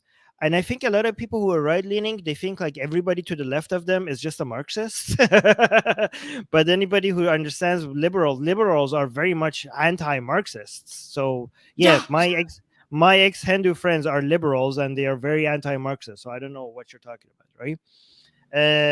Yeah, I think like people, I don't know where you're getting Marxists from. Okay. You're saying they might have vested interest to portray religion in a dishonest way. Well, do you not see how this applies to Hindus? Oxymoron, do you not see how this applies to Hindus or people who have positive emotional feelings towards Hinduism? Obviously, that goes both ways, okay? But my criticism when I was reviewing this, I was showing you the scripture. I had the scripture on the page, which we will go over it here again, okay? Which is interesting, which you don't bring it up here, okay? So it continues. There's no colorism in Mahabharata. I just showed you the text. How is it no colorism? Okay, this is the Mahabharata, okay? Well, he's saying if you continue, the next few lines debunk that it is dictated by complexion. We will get to that, okay? But the fact is that the people who say there's no colorism, they act like the whole caste relationship between caste and color is not even mentioned, okay? But obviously it's mentioned here, and we'll go and see if your claim is correct or not, okay? So you see right here in the Mahabharata, it says the complexion of Brahmins, which is the highest caste, okay, hold on, let me zoom in, okay, is white, okay? The next one, this is the warrior caste, is red. The next caste, this was the trading caste, is yellow. And guess what? The lowest caste, which is the Shudras, is black. Are you guys not surprised? Like, guys, if a culture, again, if I told you a culture is colorist, and if I ask you to predict what color they would associate with the highest caste and what color they would associate with the lowest caste, would you not have guessed that white would have been associated with the highest caste and black would be associated with the lowest caste. Would you not associate? Like, this is textbook definition of colorism. Okay, but your excuse, let's go with your excuse to see why this is not colorist. Okay, so don't tell me that colorism is not in Mahabharata. It literally tells you about the complexions of different castes. Okay, But they're like, it's Let- allegorical. well, in the live chat is saying read further. I am going to read further. Okay, don't worry. Okay, you're saying the very next lines debunk that Varna by complexion. Next few pages conclude that Varna should be based on qualities, not birth. Okay, so to give you context, like, you're not providing context for people, so I will provide you context for people. By the way, let me give you credit to the actual person that I'm getting help from. The channel, the YouTuber who I'm getting help from when it comes to interpreting these things is the channel The Queer Indian Atheist. Here, Susanna is highlighting that, right? So Yep. Queer Indian Atheist, who, again, not a Marxist, not a Christian, but an ex-Hindu, which makes complete sense to talk to an ex-Hindu about Hinduism, just like I talk to a Hindus about Hinduism. Okay, so Queer Indian atheist is very knowledgeable. very knowledgeable. So And by the way, what she is saying Armin has even argued against what I presented to him on more than one occasion. I would say he's being very careful not to rely on distorted meanings of what the scriptures say. Right, exactly. Okay, so guys, go subscribe to Queer Indian Atheist. She's very knowledgeable. So let's continue reading the text. Okay, so by the way, the context, which I understood with the help of the Queer and Atheist, is that this is the discussion between two of the great sages, right? So one of them is this guy, which I don't know how to pronounce. Okay, and the other one, hold on, let me see. The other one is, this is the other guy. Okay, so this is one sage, and here's another sage. Okay, these are two of the 7 great sages. Okay, so one of these great sages is telling you the colors of every caste. Okay, so the other sage is questioning this, continues in questioning this, and the other sage is not arguing that this should not be, is questioning it. But then the first stage responds to his questioning. Okay, so right now we just learned the colors of different hold on, let me bring white. Where was it? Okay, so we just learned that the colors, the skin color of different castes. Okay, so now the second sage is saying, if the distinction between the 4 orders of human beings be made by means of only of color, then it seems that all 4 orders have been mingled together. Lust, wrath, fear. What is this? What is this? Oh, Susanna, I don't know what this was. Cupidity? I think that means as in Cupid, like love. I don't know. Grief, anxiety, hunger, toil, possess and prevail over all men. Possess and prevail over all men. How can men be distinguished by possession and of attributes? The bodies of all men emit sweat, urine, feces. I don't know what this is. Bile and blood. How then can men be distributed? Okay, so it's very interesting. They tell us that we take things out of context. Okay, but Oxymoron, who's trying to defend the Mahabharata, just wants me to read this right after and takes it out of context to act like this has been challenged. Okay, so the second stage is just asking for a clarification of how is it possible, because the different castes, by the way, this also goes against the people who say caste is by merit and by the work you do, because the second stage is saying the people's innate attributes cannot be distinguished by the color of their skin. So how could you say that these different castes have different skin color, given that these attributes, these negative attributes, do not show themselves in skin color? Okay, even the challenge by the second sage confirms that the lower castes are seen as having negative attributes. So even if you want to dismiss the colorism by the first sage, which is one of the great seven sages. The second sages are like, how could badness, how could evil feelings be seen by skin, black skin color? These are just internal, right? Which confirms the negative feelings towards lower caste. So you can't be like, oh, this whole caste system was a colonial thing and people were divided into good and evil based on caste, based on because of British colonialism, where even the second stage, who's dismissing the first stage, is admitting that these castes are supposed to separate people based on good, to good and bad. Okay. Anyways, it continues. So saying, how then can men be distributed into classes of mobile objects? The number is infinite. Like there's like saying these attributes are so infinite. The species also of immobile objects are innumerable. How then can objects of such very great diversity be distributed into classes? Okay. So you act like this whole colorism was challenged. Okay. This was a question, which was responded to by the second stage, by the first stage. So not this text does not serve as dismissing colorism. What this text serves as is responding to people's objection over the colorism, because an objection was brought up and then excused and responded to. So what this text is doing is acknowledging that some people might find this problematic, and then the response to that problematic objection is being answered. So colorism is being accepted here, okay? And also, and another thing that, okay, so I will read what the first stage is now responding to. Yeah, again, is somebody saying is clearly a leading question, exactly. But what you also have to understand is that this text also confirms, even if you think the text is dismissing colorism, is showing you how colorism was a thing among the Hindu culture. It existed. It wasn't invented by the British. This text would not be here if this idea of colorism by caste was not something that existed among Hindus. It was not introduced by the British. It was right here. The fact that it's even being addressed shows that this was something common.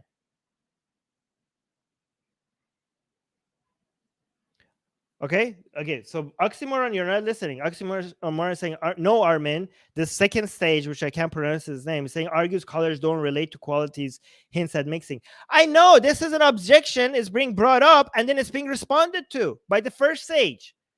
These are all two of the seven great sages, okay? So this first sage is saying there is really no distinction between the different orders. The whole world at first consisted of Brahmins, okay?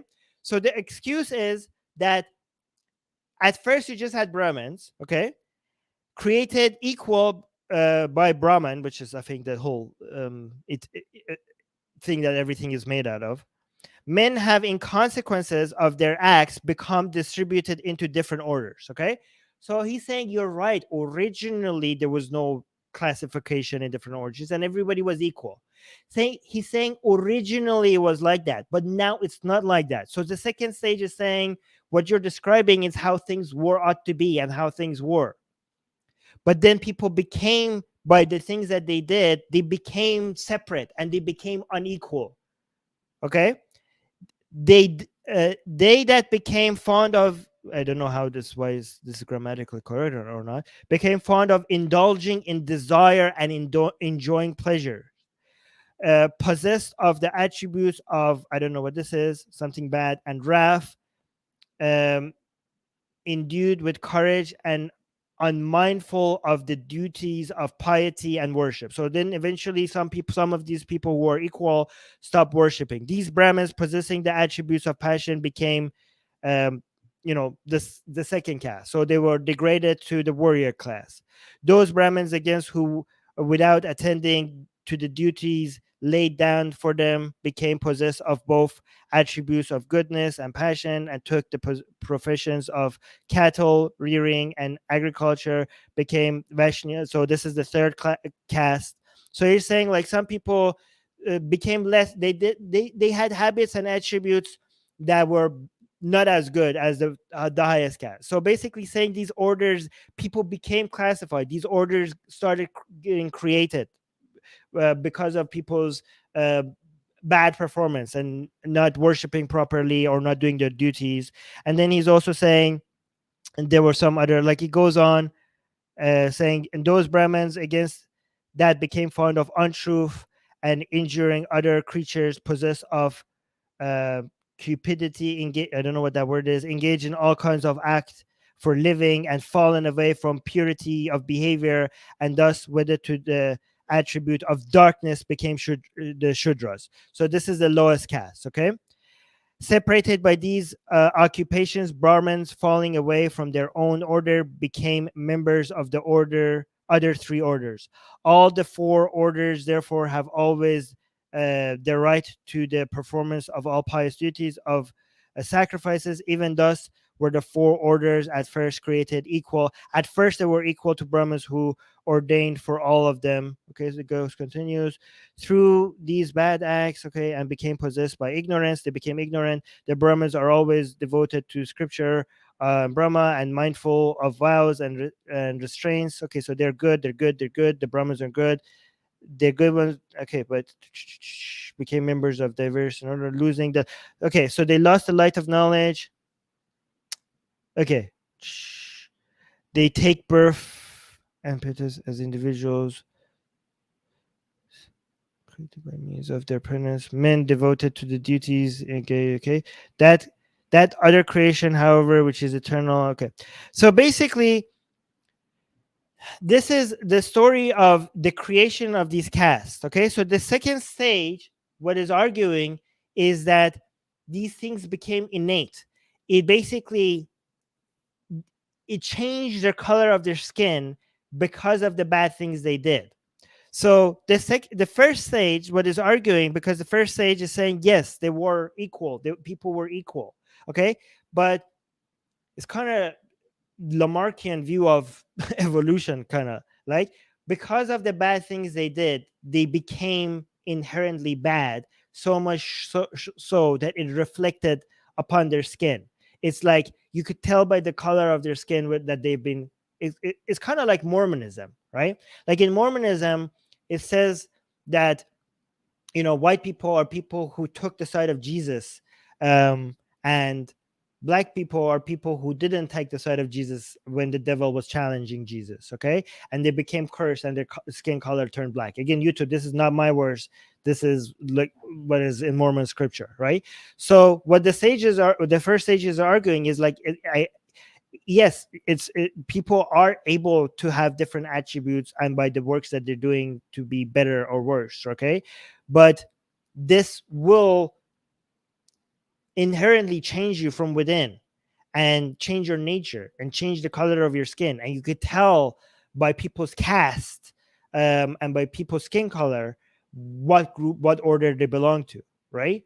So it is their caste and their order, the order that they belong to and their skin color is very reflective of the attributes that their ancestors were participating in, right? So it's excusing, is telling you that this whole caste division and colorism is, you're saying, for people who say that people should, judgment should be based on merit, should be based on attributes, they're saying, like, well, this is based on attributes, that they are inherently have less good attributes.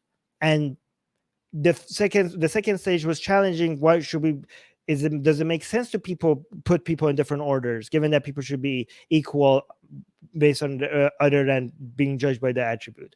And this first stage comes and says yes, it makes sense, because through time this is what happened to people. It is giving you an endorsement of colorism and is responding to a challenge that people are making. Does that make sense? Let me see what Yes, it does. Okay. Also saying to what so the comment that I got here from my ex-Hindu friend is saying to what these two sages then ask. This is yeah. So the first stage, they're contradicting each other. What Proceeds do to you say, mean? okay, the second stage was contradicting the first stage, and the first stage proceeds to say in the next paragraph, the whole world at first considered Brahmins created equal by Brahman. Okay, so this is confusing because Brahman is the name of the first caste, the highest caste, but it's also similar to the name of what everything is made out of. Okay, so I know it's a little bit confusing. Men having consequences of their acts became distributed into different orders. Okay, everyone was Brahmin at some point, but then their actions divided them. However, it's not just occupation. Yeah, again, this is confirming that this is not just based on occupation. It's confirming that people of lower caste have generally lower attributes, like lesser attributes, like bad attributes. This is a confirmation of that. So people who are saying like, oh no, these castes are just talking about people having different jobs. Well, the text that you're referring to, even the sage that is trying to be anti-colorism, is confirming that lower caste people, just it's not just that they have different jobs, it's confirming that they are lesser people, that they are worse people. This is not coming from the British. Even the person who is the sage that is anti-colorism is giving you a view of caste system that is not the apologetics, the excuses that modern Hindus are making for caste system, that this is just different jobs. The sage, the better sage here, is confirming that they are worse people. It makes it clear that castes were divided into characteristics, with the Brahmins being the most pure ones, while the Shudras being the followers of darkness. Yes, it's displaying the Shudras as being evil, so follower, being disgusting, lower people. So even if you think there's no colorism and you're using this text, if you're taking the second sage's side, then admit that this is not just about occupation. Confliction was given to them, and this was not, and also admit that based on the text itself, colorism was a thing that at least one of the seven sages is defending. But the color coding and also is saying the color coding is a representative of the attributes. So anybody who wants to challenge colorism could say like, oh, look, the first sage corrected it. And also saying, if you go further into the paragraph in the page, you will also encounter racism, which is an anti-non-Aryan bigotry. As I mentioned, the people so where the part that says be taking themselves to an unrestricted course of conduct, which is basically not following dharma. They are born as milchas among other species, milchas being the word that was used for non-Aryans. It means a foreigner with an uncoached language. It, in the same way the Greeks used barbars, which became barbarians. Okay, yeah. So guys, you have to understand that the four castes. Okay, the whole is colorist. Is also very racist. Okay, because three of the four castes refers to Aryans. The fourth caste, which is the lowest caste, which is the Shudras, is referring to slaves. The slaves that the Aryans took. Okay, these are people who are supposed to be non-Aryans. They're out They're of the so Aryan dirty system. that they're not even allowed to hear Aryan words. Yes, they're not even supposed to read it. Like the Shudras in all these texts are people who are not supposed to be reading the Vedas. Forget the Shudras, reading; they're not supposed to hear it. Yeah, I mean, who was it that beheaded one of the Shudras because he was reading the Vedas? Was it Rama? Rama beheaded. It was Rama. It was Rama who beheaded one of these lower castes because he was just reading the Vedas, because they're so dirty that they're not supposed to even read the text. He wasn't reading it. He was doing a form of penance. He was doing a form of meditation to reach a higher level of enlightenment.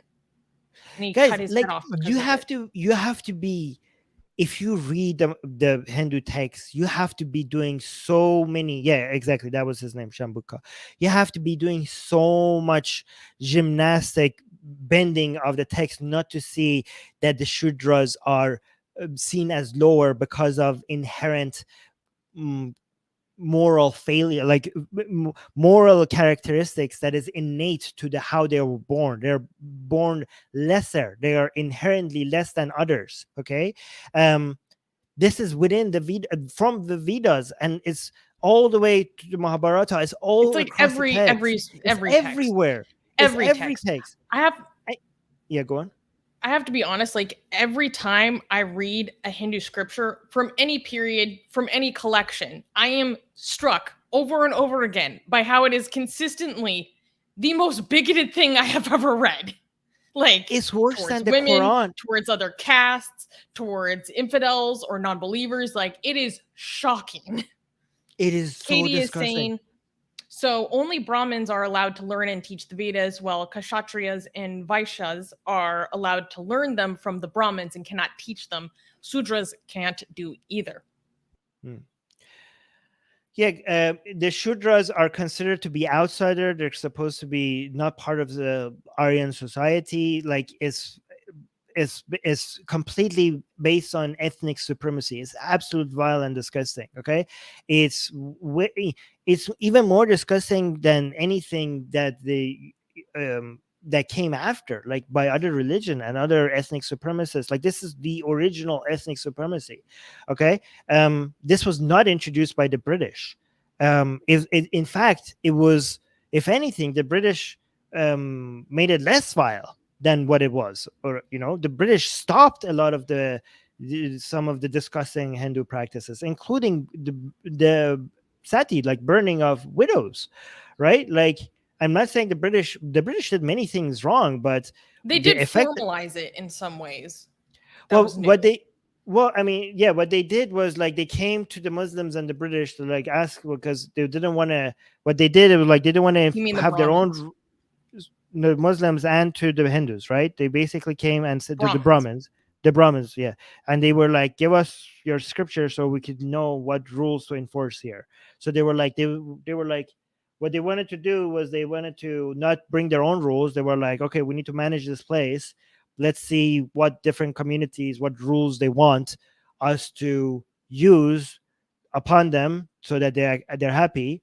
So the Muslims were like, "We have Sharia." Like, okay, they basically the British formalized Sharia for the Muslims, and unfortunately, they formalized what the Brahmins told them it's their rule as their rule. So, if the Book of anything, Manu.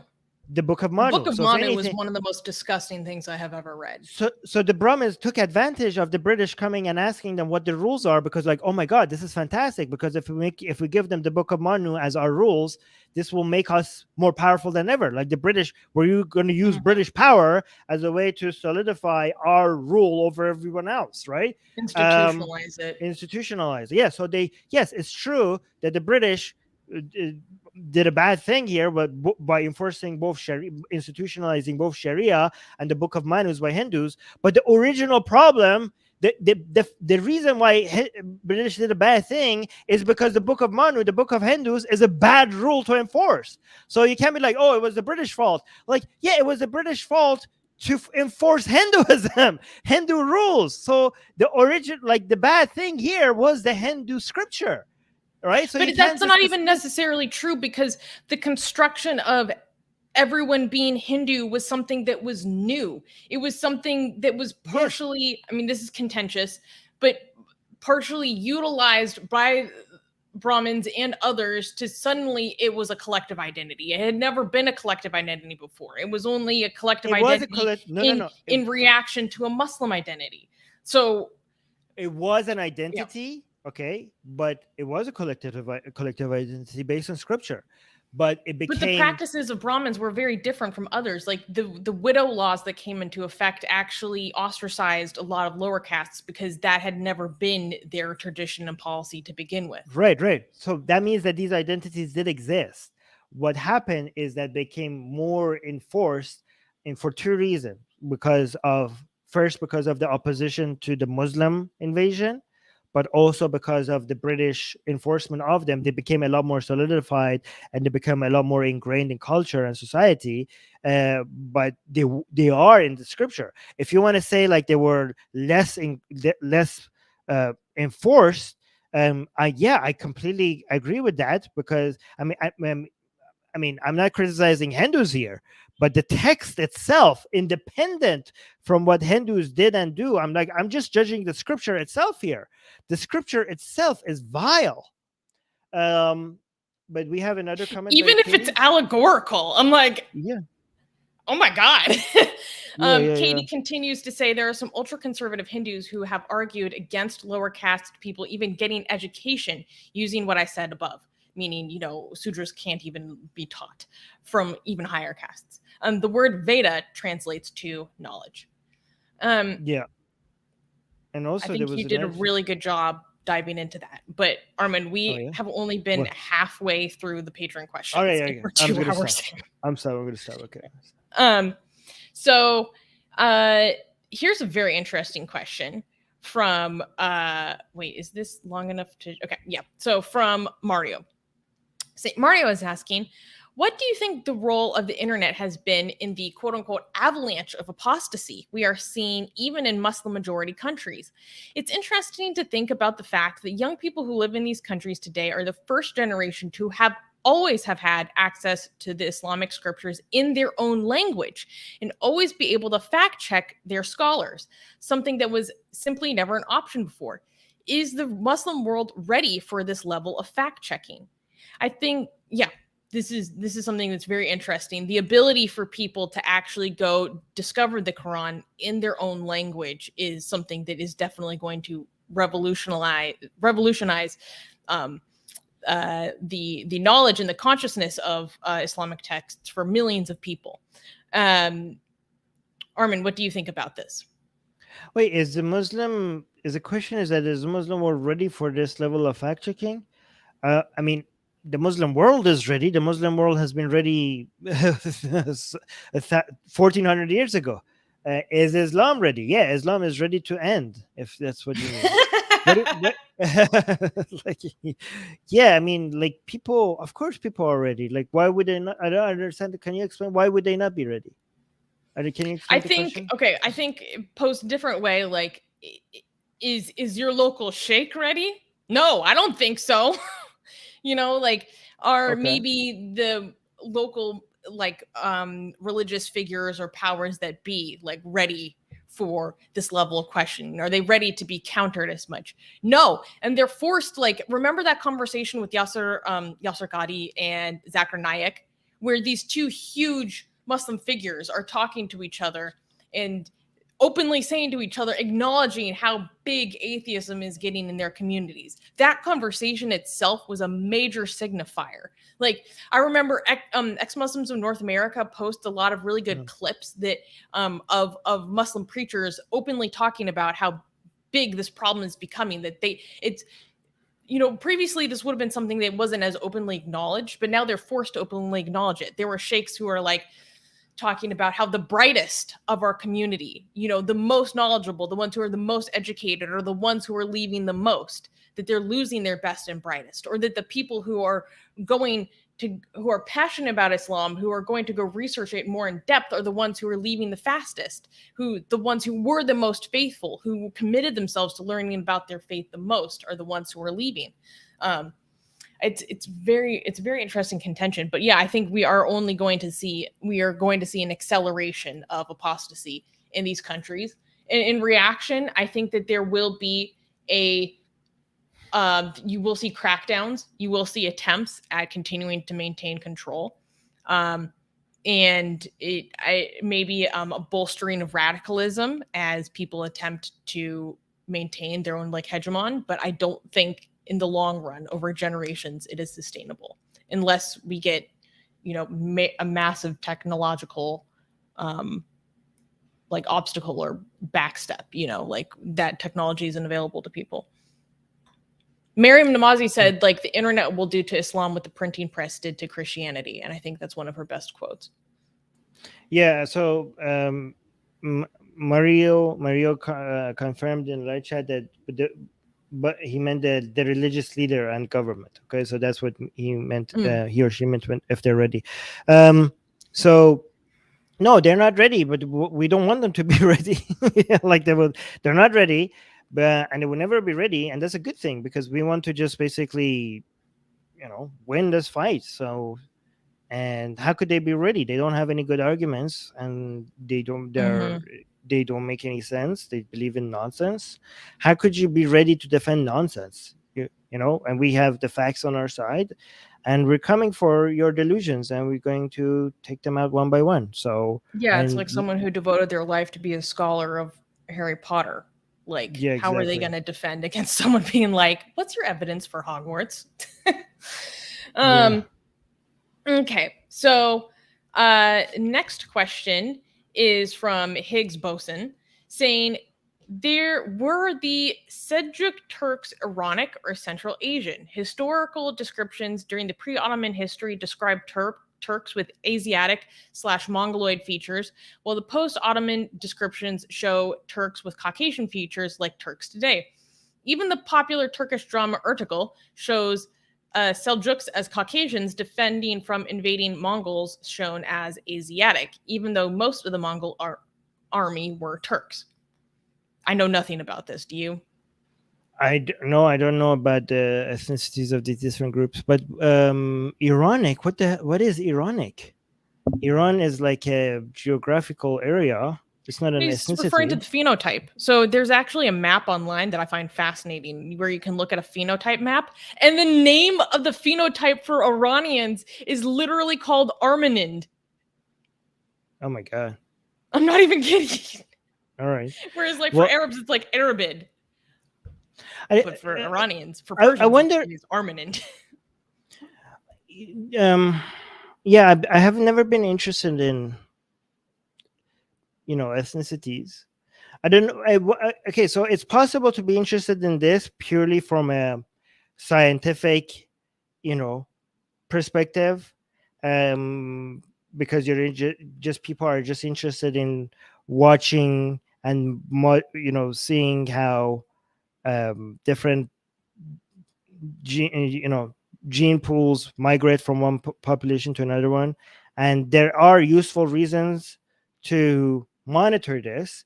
For example, just to be able to track different what people came from where, and be able to understand history more.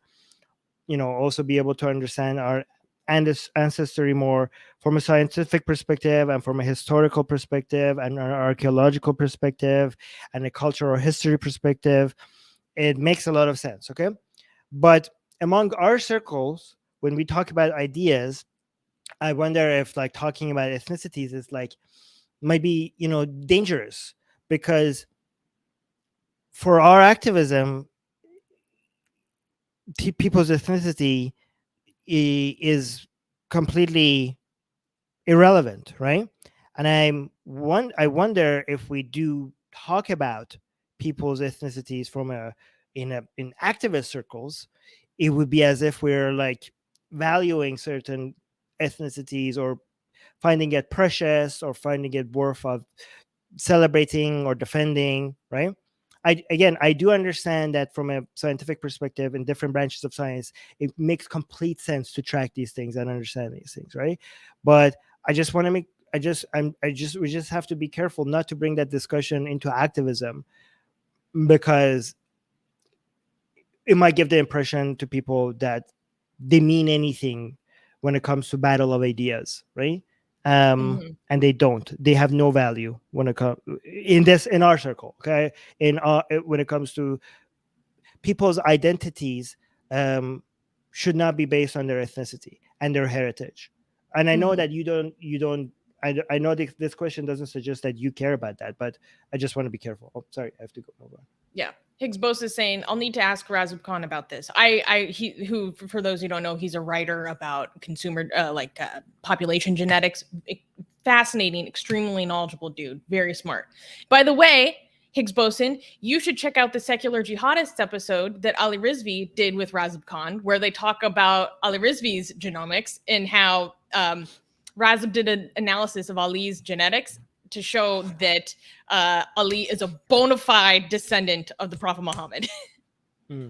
So bona fide Syed. Higgs boson is clarifying this is only to get historical perspective. Having ethnic loyalties today is absolutely super. Yes. So yeah, I wasn't accusing you of caring about all of that, but again, I am. Me and Susanna are very ignorant about this. So Yeah. sorry. I do find Central. I was talking to Armin the other day about how I find Central Asia fascinating because it is so. It's talked about so rarely, at least in my culture where I come from, and not even represented.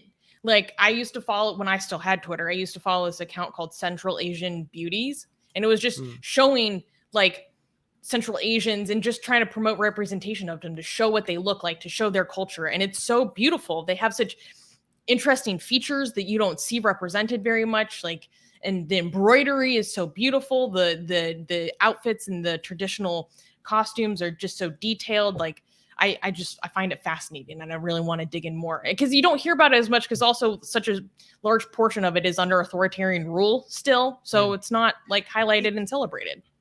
It's very hard for people to be able to enjoy all of that without encouraging a collectivist mindset. Do you know what I mean? Mm-hmm. Like people's celebration of culture or ethnic features very quickly goes into grouping people together and judging them as a collective. So I don't know, like people here might think like, oh yeah, we can separate that easily, but it just like it just leads into that, like often just leads into that, you know. Even yeah, personally, I know a lot of people don't. Yeah.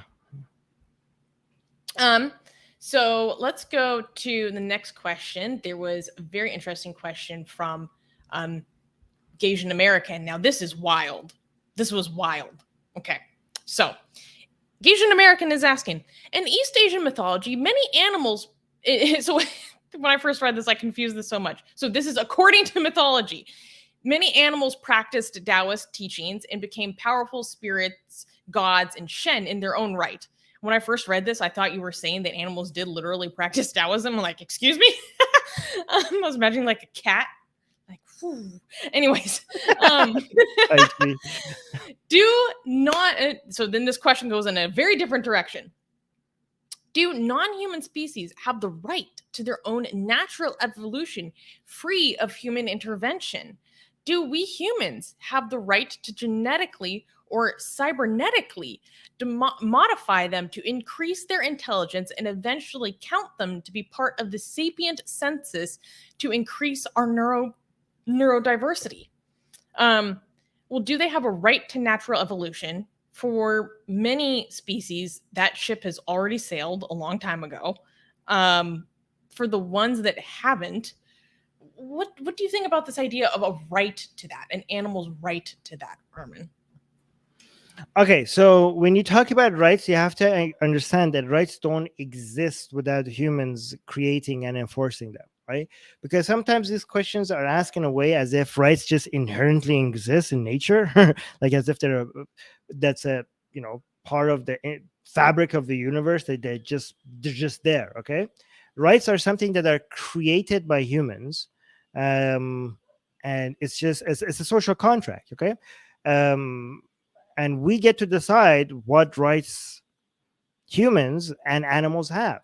So animals don't have any rights unless humans give them their rights, because animals themselves are not capable of creating rights.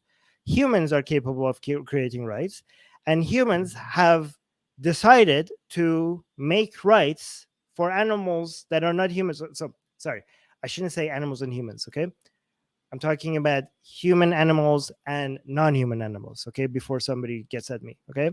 So human animals have decided to create rights, and they were nice enough to also create rights for non-human animals, okay? We were just that good, okay? Even We're though pretty good animals. We're pretty nice. we're pretty good animals, like, okay. We can be mean, but that's a good thing. Yeah, I mean, non-human animals don't have any rights inherently, okay? Any animal rights that animals enjoy is because we humans just were generous enough to give them that, okay?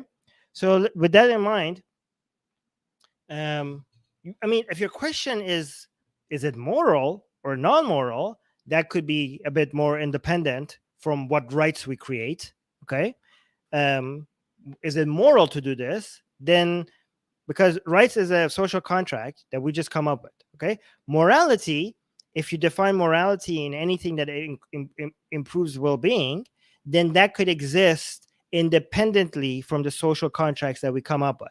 Okay, but since you're asking about rights, so you're saying, let's go through these questions. Do non-human species have the right to their own natural evolution free of human intervention? Well, given that we haven't given them that right, then they don't, right? Non-human. Okay, Yeah. but should they? Okay, so that's a different question. Should they have it or do they have it? If the question is, do they have that right? No, they don't, because we didn't give them. Okay, well, let's. I think in the spirit of the question, I think they mean should. Should non-human species have the right to their own natural evolution free of human intervention? Why should they? Do they like? It's not something that they have. Okay, maybe they should for the preservation of the ecosystem. If you mess with that too much, you can throw entire ecosystems off balance and if cause you could control for all of that. Okay, but like, we know we can't control for all that. We've messed it up a million times already. I mean, no, we made dogs. Okay, so for example, you're basically arguing against making dogs out of wolves, okay? And I like my puppies. You can't take my puppies away from me, okay? So, I mean, we made puppies out of wolves. That didn't for thousands of years. Should we do that for other species? I mean, given that dogs haven't. Okay, I think if you do it responsibly, I think there's no reason for why we shouldn't do it. So when you ask if something should be a right, you're asking about some morality. Okay, I don't think, Susanna, I was just thinking about animals suffering or not suffering because of it. Okay, but Susanna brought up the point about environmental factors. I didn't think about that. That's a very interesting point, Susanna. Yes, if you could make sure that you're not increasing animal suffering and you're not devastating the environment, I think there's no reason to give animals the right. I think the laws that you should introduce is the laws that avoids the environment from being damaged too much or animal suffering to increase too much. Okay, but if you could control for that, if you could not do that, I don't think animals deserve an inherent right not to. Why should they have that right? I don't understand. Like they didn't ask for it. I don't think there's anything. Animals just want to. Most non-human animals are happy as long as they're fed and they're not stressed out and they're not in pain. They're happy. Okay, so if we could like intervene in their evolution and they're still happy, I don't see why we shouldn't do that. I think that's completely fine. But in your hypothetical, like if we can control for all these environmental factors and things, I don't think we can. With dogs, we did. With dogs, for example, we did. Dogs have not been devastating to the environment, and we could keep. But that's something that happened over thousands of years. Yeah, so there are examples. So is the other ones that we messed up with. But let's get into the second part of the question. Should we make animals more intelligent or more sentient? And if we do, should we include them as part of our like sapient sentient census? Like, should we give them rights more equivalent to humans or sentient creatures? That sounds like a recipe for disaster. So I think if we are going to do that, we first have to create a framework where we are able to give them more rights because of their not because of their intelligence. If we give them self-awareness, then they deserve more rights. Okay? Like sea mammals definitely deserve more rights because they are obviously very self-aware.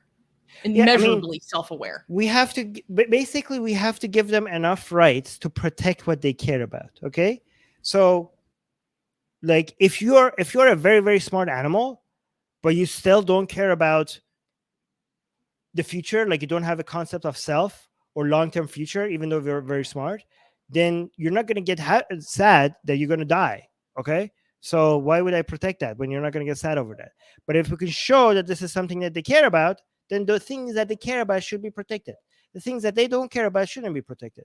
So if we are going to make more animals self-aware, then we should be ready. First, we should create a legal framework where it's ready for that, where it's ready for us to provide them with more rights before we do that. Mm-hmm.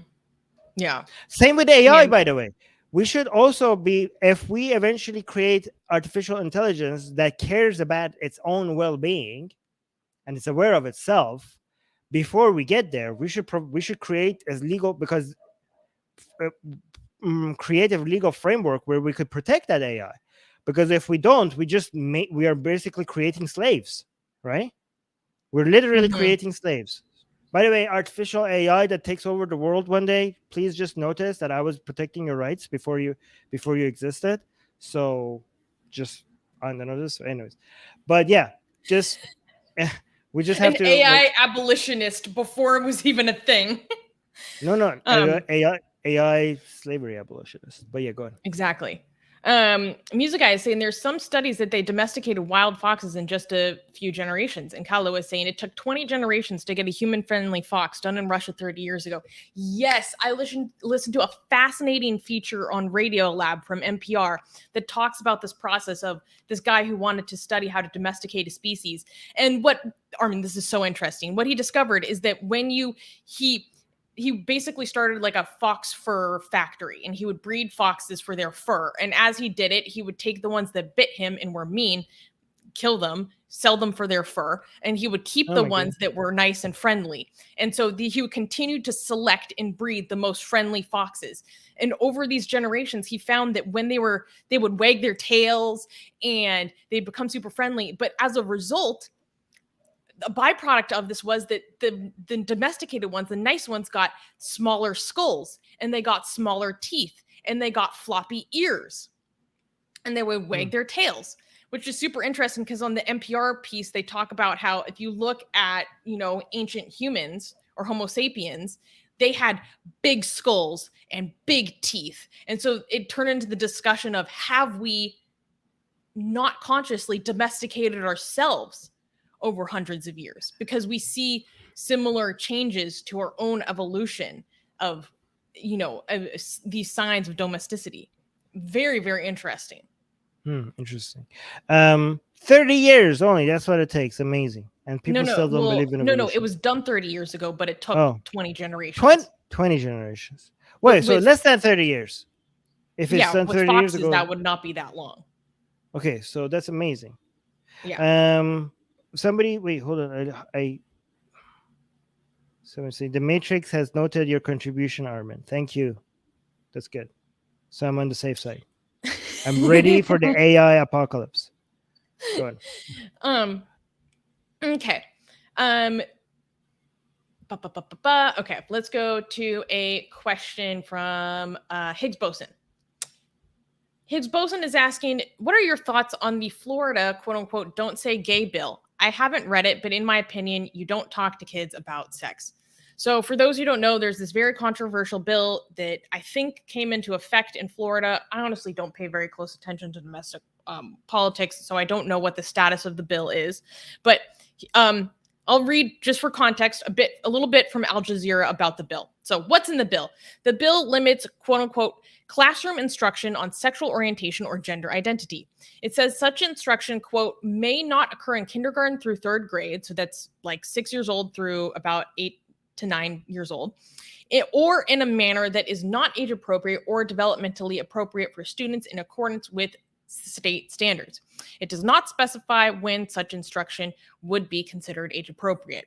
It also prohibits, quote, classroom discussion about sexual orientation or gender identity in certain grade levels or in a specified manner. The bill allows parents to sue a school district or at the school district's expense if they believe the measure is not being enforced. The bill also prohibits school support service personnel from withholding information regarding a student's mental, emotional, physical health, or well-being. This means that school counselors would have to inform parents if a student told them that they were gay or trans, even if such disclosure would be harmful to the student. Wait, so if they tell the parents, can they continue teaching the children about sexuality or no? No, they're not allowed to have any discussion of it, particularly through kindergarten through third grade. But then it also it doesn't it's not specific enough about when it is considered age appropriate. Well, okay. Is that on purpose that they kept it vague, do you think? Probably. Okay. I mean, Susanna, you know this better than me, but a lot of studies show that it's important to educate children about these topics from an early age. Okay, and I don't trust religious parents about knowing what is best for their children. Okay, I think like when it comes to education, there should be no negotiation. The parents don't own the children. You can't be like, it's my child, I have the right to it. No, you don't. It's not your property. A government is responsible for a healthy, educated, aware, uh, you know mm, it's responsible for educating its most vulnerable. These are every government is responsible for its citizens, okay, for protecting its citizens. The most important citizen a government is responsible for is the most vulnerable ones. It's the children.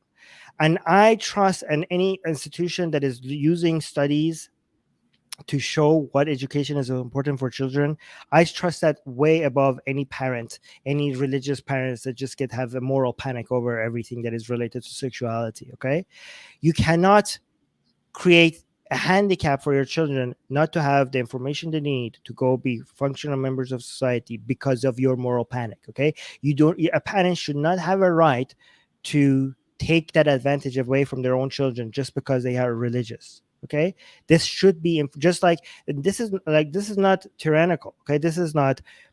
Nobody think like we already force everybody for every family to make sure that the children learns how to read and write, learns how to do math. Okay, these are basic skills that no parent could be like, I don't want my kid to learn that. Well, you don't have that right. So we already have a precedent for teaching essential skills and information to children to make them functional members of society. Now about sexual education, you cannot be like, oh, I'm offended about this, so I don't get to, my children should not learn about this. We don't, like, it shouldn't matter that you're offended. It doesn't matter that you think sexuality is something taboo and gross and disgusting and your children shouldn't be aware of it. The fact that you are this sensitive about it doesn't mean that you get to create a disadvantage for these citizens that the government wants to educate just because they happen to be coming out of your balls or womb. Like that doesn't give you that right. Okay, so yeah, it's completely. And also another thing I want to point out about this laws like this, the Republicans have nothing to offer. Okay, so they are riding the identity, the culture wars. Okay, because they don't have, when it comes to making people's lives better, when it comes to offering something that makes the economy better, the trade better, foreign policy better, they have nothing. They're completely a disaster. The Republican Party is the greatest threat to the planet. Okay, more than Islam, more than Hinduism, more than the CCP, more than BJP, more than anything. Okay, and that's why when it comes to offering things that people will make people vote for them, they just have to go with moral panic. Okay, they have to go with people are coming after your children, immigrants are coming, white people are being threatened, like just the culture war. They just have to participate in culture war because they don't have anything useful to offer. Or skeptic is saying, my ball gremlins, my choice. Yes. Oh my God. Okay. So one thing that really bothers me is that there's a lot of rhetoric surrounding this bill about it being anti-grooming, which I think is disgusting, because it is playing into centuries old stereotypes and bigoted dog whistles about gay people being predators of children. This is something that has been historically used to actually violently harm LGBTQ people, and saying that they're grooming them because there's the saying, gays can't reproduce, they can only recruit. So saying, they're just like teaching people to be gay, they're perverting them. just again reinforcing that LGBT people are perverted, that they want to cause perversion, that they're coming for your children. Like there's so many, the rhetoric around it is on, even if it's not directly, like it just screams that to me. I'm so sensitive towards that kind of rhetoric. It really, really deeply bothers me. And I have, people that I really like who talk about this being a grooming thing. I really think that's, I don't usually talk this way. I think that is actually harmful rhetoric to continue to push. Now, I don't know what the actual content is that is for these children. Like I would have to look at the curriculum, because there are certain, like I do think it being developmentally appropriate is important. So again, I would have to look at what the actual curriculum that's being taught to these children is like. But if it's just like, hey, there are some guys who like guys, there are some girls that are like girls, there are some people who like both, there are some people who don't feel like a boy or a girl, or there's some people who look like a boy but really inside they feel like a girl, and there are people who, they're mommies who like daddies, and and that's fine. And just like teaching children, that acknowledging that there are other people, I think that's positive. Or like if when you, it's not hard, it's not the end of the world if you touch yourself. Okay, like do you know how much mental abuse as children we went through, thinking that we're doing something so disgusting and vile? If we, like, how much mental exhaustion we would have saved from us as children if somebody told us that it's okay to do that. Like if it's disgusting. It's disgusting. What this is emotional torture, to think like you have these urges are wrong or bad or disgusting. Okay, but I also want to address some things that people are saying in the live chat. PK saying, I was never thought about LGBT as a kid, but in high school I got to know. I don't see a big deal if kids are not being taught. Okay, PK, I rather go based on studies and of experts coming up with what children, there are really good studies and a lot of analysis of what kids need to be exposed to as what age, and they categorize it and based on a lot of data and information. Okay, I'd rather, this is why I don't trust the parents with their kids, because parents will come up with this kind of reasoning. They're like, oh, I did this and I turned out okay. I don't buy into your anecdotal evidence. Okay, I rather have a school system that is abiding by a government policy that is based on a lot of data and research and a lot of expert opinion, rather than people like, oh, this is my experience, so this must be good. Okay, this is why the schools need to be the way children are getting exposed to what is good, what to learn, rather than people's individual just guess, I think this is okay. Right? And it really bothers me how a portion of this bill is that like school counselors or school staff would be forced to tell parents if their child came out to them, even if there's the knowledge that could be harmful to the child. Because so I studied psychology, and it's like a standard in psychological practice that there is a level of confidentiality. There is practitioner-client confidentiality. And I don't know what the typical policy is for a school counselor. I would imagine it is something equivalent, because the few things, according to the standards that I was taught, that actually that excuse or actually mandate the breach of that practitioner-client confidentiality is when that client is going to cause imminent harm or danger to themselves or others. That's like one of the only times that you can actually go to authorities or go to the parents of that client. And so that part of the law seems like a massive violation of that practice that is standard, and actually like a major ethical question. So that also seems like you're denying children a level of care. I think I'm very sensitive to this because, like, I was an LGBT child. I went through a lot of struggles with being denied this information as a young person. That my attempt to go look for this information myself, because it was actively denied to me, caused a lot of problems in my life. I was actively punished for it. This has caused major issues with my sexuality that continued well into adulthood. And I would like to have less people go through experiences like that. Katie is saying it means a lot for LGBT kids to learn about this before high school. Yes, I agree. And continuing, gosh, how better my mental health could have been if only I effing knew what's up with me when I was in elementary school. Yeah, I agree. This is why you like, need it. Yeah. it's so easy for, I don't know, like, again, I'm sensitive about this. It's so easy for people who haven't gone through this experience to be like, oh, you're grooming kids. You're insane. You're out to lunch. Like, it's, they really don't understand. They really don't understand. That's why you can't trust the parents. I want to end this Maria saying the Republican Party isn't nearly as bad as Islam or CCP. What are you talking about? I get that you don't. I get that you like the I don't like the Republicans, but there is no comparison here. What are you talking about, Mario? Yeah, what are you talking about? Yeah, Mario. Actually, they're a lot worse. Not because so the CCP and Islam is worse on an individual basis, okay? But you have to understand that the Republican Party's influence is global beyond.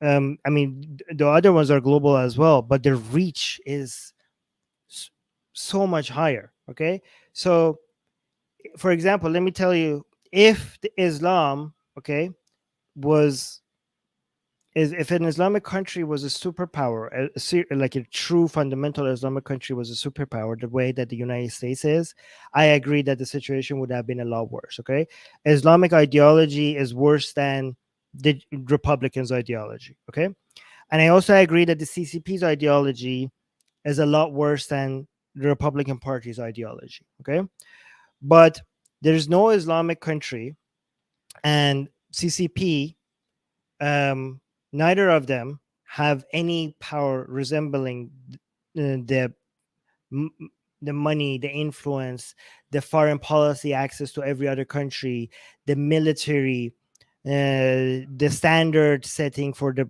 whole planet, especially when it comes to global warming. Okay, especially when it comes to like a lot of Republicans voted for Trump. Okay, the amount of devastation that 4 years had to the entire planet, both from a global warming perspective and from the effect that it had on foreign policies everywhere and standing up to rise, forces of tyranny around the world, right? Trump was a openly admired tyrants around the world, right? This is like we need the world superpower to be doing a lot better. The fact that a whole bunch of Christian fundamentalists decide to choose the leader of the most powerful country on the planet based on creating chaos in the Middle East so that the second temple could be destroyed and Jesus could come back. The fact that most evangelicals vote Republican and this is their criteria, and they actually genuinely want more chaos in the world so that Jesus could come back. And the fact that every Republican president knows that this is what they want, and when it comes to making foreign policy decisions, they are trying to appeal to that to some extent. Any amount of influence, this level of influence all around the world is by far more destructive than anything that the CCP or Islam could do or BGP could do. Okay, I agree that these are worse ideologies, but they don't have the same level of influence. They don't have the same level of control over world affairs. So we have like 7 more patron questions. Okay, We've been going for almost 3 hours. Well, answer slower. I will answer faster, like short, less tangents. Short, less tangents. Okay. So okay. Mario is asking, should we scrap the two-state solution for Israel and start pushing for a federal non-sectarian Israel that recognizes Jews, Palestinians, and every other ethnicity as equal citizens? That would include giving citizenship to everyone currently living in the West Bank. Armin, you're very knowledgeable and opinionated about this. I am not so much. Go ahead. This would be the most ideal situation, but how could this possibly happen? Okay, This is would be the same as, like, wouldn't it be if Jews and Palestinians, not Jews and Palestinians, Israel, first of all, we shouldn't say Jews and Palestinians, okay, because Palestinians, there are some Palestinians who are Jews and there are some Israelis who are Muslims, okay, so we Yeah, should it's say comparing a within that. nation to an ethnicity. Yeah, so we should, like, I mean, Israelis and like, it would be the same as saying, wouldn't it be great if Israelis and Palestinians just stop fighting and just live side by side in peace with each other? Wouldn't that be great? So that's your question. And the answer is, like, yeah, that would be fantastic. That would be fantastic. But um how? Okay, so what you're suggesting would require for Israelis to accept a majority Arab um, Israel. What are you going to call it? Are you going to call it Israel? This whole thing, federal non-sectarian Israel. Oh, yeah, you said non. Okay, so the problem is that neither side would want this.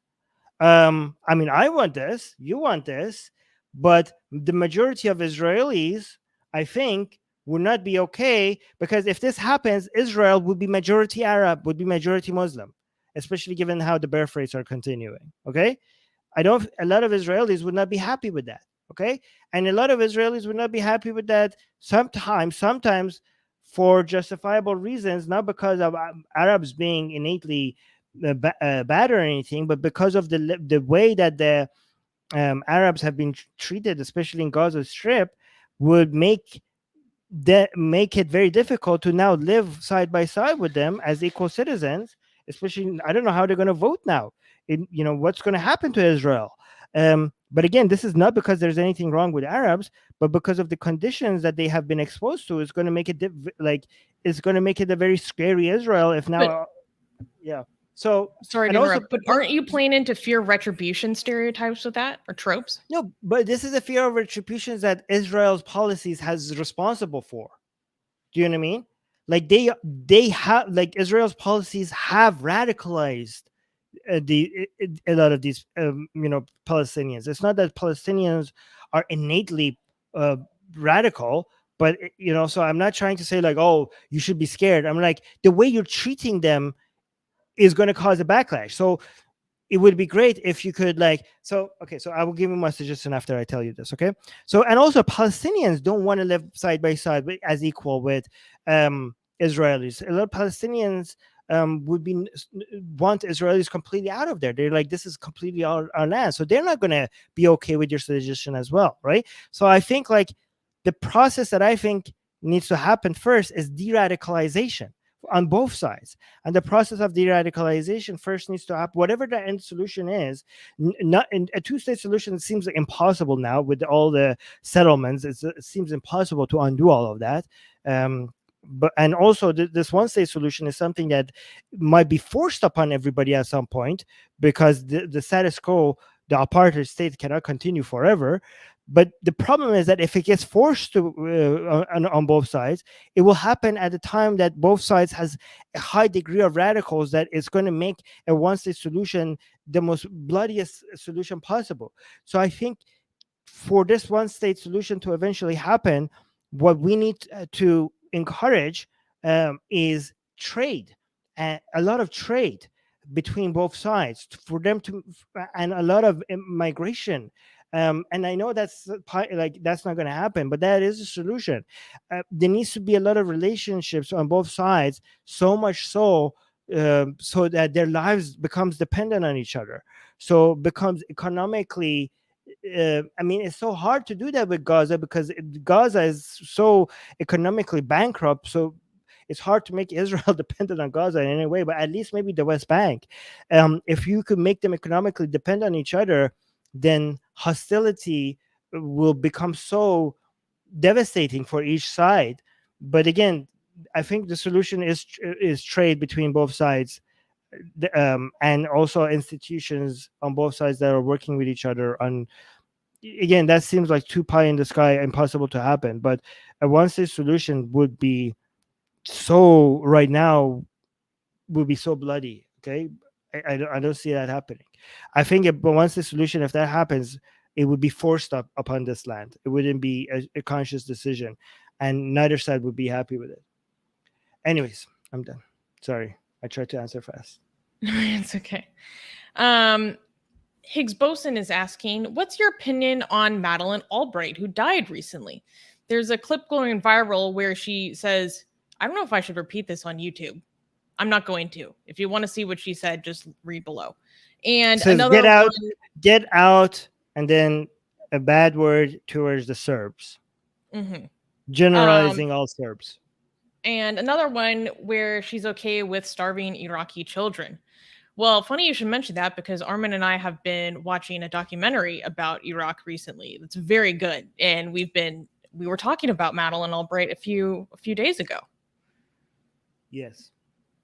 Armin, Yes, what are and your by the way, thoughts? this clip is not going viral. Viral. Just the second clip that you're saying is a very famous clip from her, constantly being played. Like that clip is one of the most famous clips to show American foreign policy as evil. To show like American politicians not caring about hundreds of thousands of children dying from starvation because of American sanctions. I mean, that was one of the worst sanction policies ever, and it didn't achieve what it was like. It's one of the most clearest examples of United States policy trying to use starvation and misery as a way to force a country into bending the knee. um, we people should remember that when we defend some foreign policies by America, we don't dismiss all these other war crimes that United States have committed. Right, this was a complete disaster. United States went. There's a lot of evidence that United States put these sanctions on Iraq, knowing the amount of devastation that is going to cause upon people. Um, I mean, it's so you know and this right after the whole world was united against Saddam. Every time the world starts believing in United States as a force for good, for some reason, United States has this habit of like just ruining it and doing something so devastating, like evil. I hope this time with Ukraine they don't do that. Okay, like they did that after World War One. The Western powers did that. The only time they did good was after World War II. They came together and did building instead of destroying. But after the Cold War, they didn't do that. And after 9/11, they didn't do that, even though the world was with the United States after 9/11. And even after the world was united again with the United States after Saddam, and after this, they I mean, there's no end goal that justifies that. There's like, what end goal? Like the whole point of having good foreign policy is to reduce human misery. What end goal could justify this much mass suffering in Iraq? And for them to say, for Madeleine Albright to say starving like the question specifically to her was like hundreds of thousands of Iraqi children were starved to death. But that was not the only devastation. Imagine if that many children starved to death. Imagine the overall devastation and misery that Iraq was experiencing because of that. There's no good that could justify that much misery. If anything, the world should be united in is to avoid miseries like that. That was an absolute failure, and it showed how evil the U.S. foreign policy could get. And this shows how it's important for you to understand that the right politicians in a world superpower is a lot more significant than other countries. You know what I mean? Yeah, other countries have evil heads of states as well, but getting that wrong with the United States has much more dire consequences to the world than any other country. All right, the effects are astronomically higher. Yeah, I agree. Secular Sakai just became. You got cut. Thank you, Secular Sakai. Oh, you got cut when you were celebrating Secular Sakai. So you said, I don't know if it got cut for everyone as well, but yeah, thank you, Secular Sakai, for becoming a new member. What did you became? A Satan's minion. Hey. Yes. Okay, so Gation American is asking, the People's Republic in China, or PRC, has decreed that the genetic info of their citizens are a national security resource. Monsanto owns genetic patents to genes of their crops and bans farmers from saving Monsanto seeds with the support of state violence. Yeah, the whole Monsanto thing is an absolute outrage. It's just like a freaking nightmare. screw Monsanto. Long story short. Should the PRC be allowed to do the same for their citizens? Why or why not? Okay, I can see saying, okay, maybe people shouldn't have just uninhibited access to our citizens, but the way that it's put forward that I've read, it's like treating it's like as if they own their citizens, which makes me very uncomfortable, and I am completely against. I mean, I don't trust the People's Republic of China with anything. Like, if I don't know if this is a good idea or not to fight against like other people using your genetic material, but if there's any way to fight for that, is to give individuals their right to genetic material, not to the CCP, not to the People's Republics of China. Like, I don't want. I mean, are they suggesting that the genetic info of their citizens is the security resource? So is that like is it the state that owns it now? A national security resource. I don't know about these other organizations, like I know the Monsanto, all right, but I don't know how evil they are or what they have done, but Very I evil. can't. Okay, so They've done a that. lot of bad things. Okay, but I don't think that the People's Republic, the CCP, is a better alternative. I don't think that would be their force for good to be challenging that. I think if there is a way to challenge that, there are better ways. I mean, if any government shouldn't have ownership over your genetic material, it should be like that's the CCP that shouldn't have that. You know what I mean? But the level of control and that the CCP has over its citizens, I think this just gives them more control if they're in charge of they're in charge of all of that. So I'm not okay with any of this. It's very I don't know the details, but it like what if there's a Chinese citizen that like wants to have their genetic information like used in a study or something, and they're not allowed to like because of the state owns it. Oh, that's weird. Exactly. It should be individual, right? It should be like individual property, and you get to decide whether you want to share it or not share it. It shouldn't be, a government cannot be like, oh no, this is your genetic material, you cannot share it, as if like it's my genetic material. Government shouldn't be able to tell me that I cannot share it, right? You cannot, like, exactly. So it should be these kind of government fights against organization like this should be done by promoting individual property rights over genetic materials, not a government. Okay, because a government could take away your rights as well as an individual. Oh, we got a super chat. Yeah, we got a super chat from Tartakudo asking question: how come you support sanctions against Russia even if it hurts Russian civilians, but you are against BDS, which stands for Boycott, Divest, and Sanction Israel? Isn't that hypocritical and racist? Well, I mean, you're saying that if I support sanctions, I have to support all sanctions?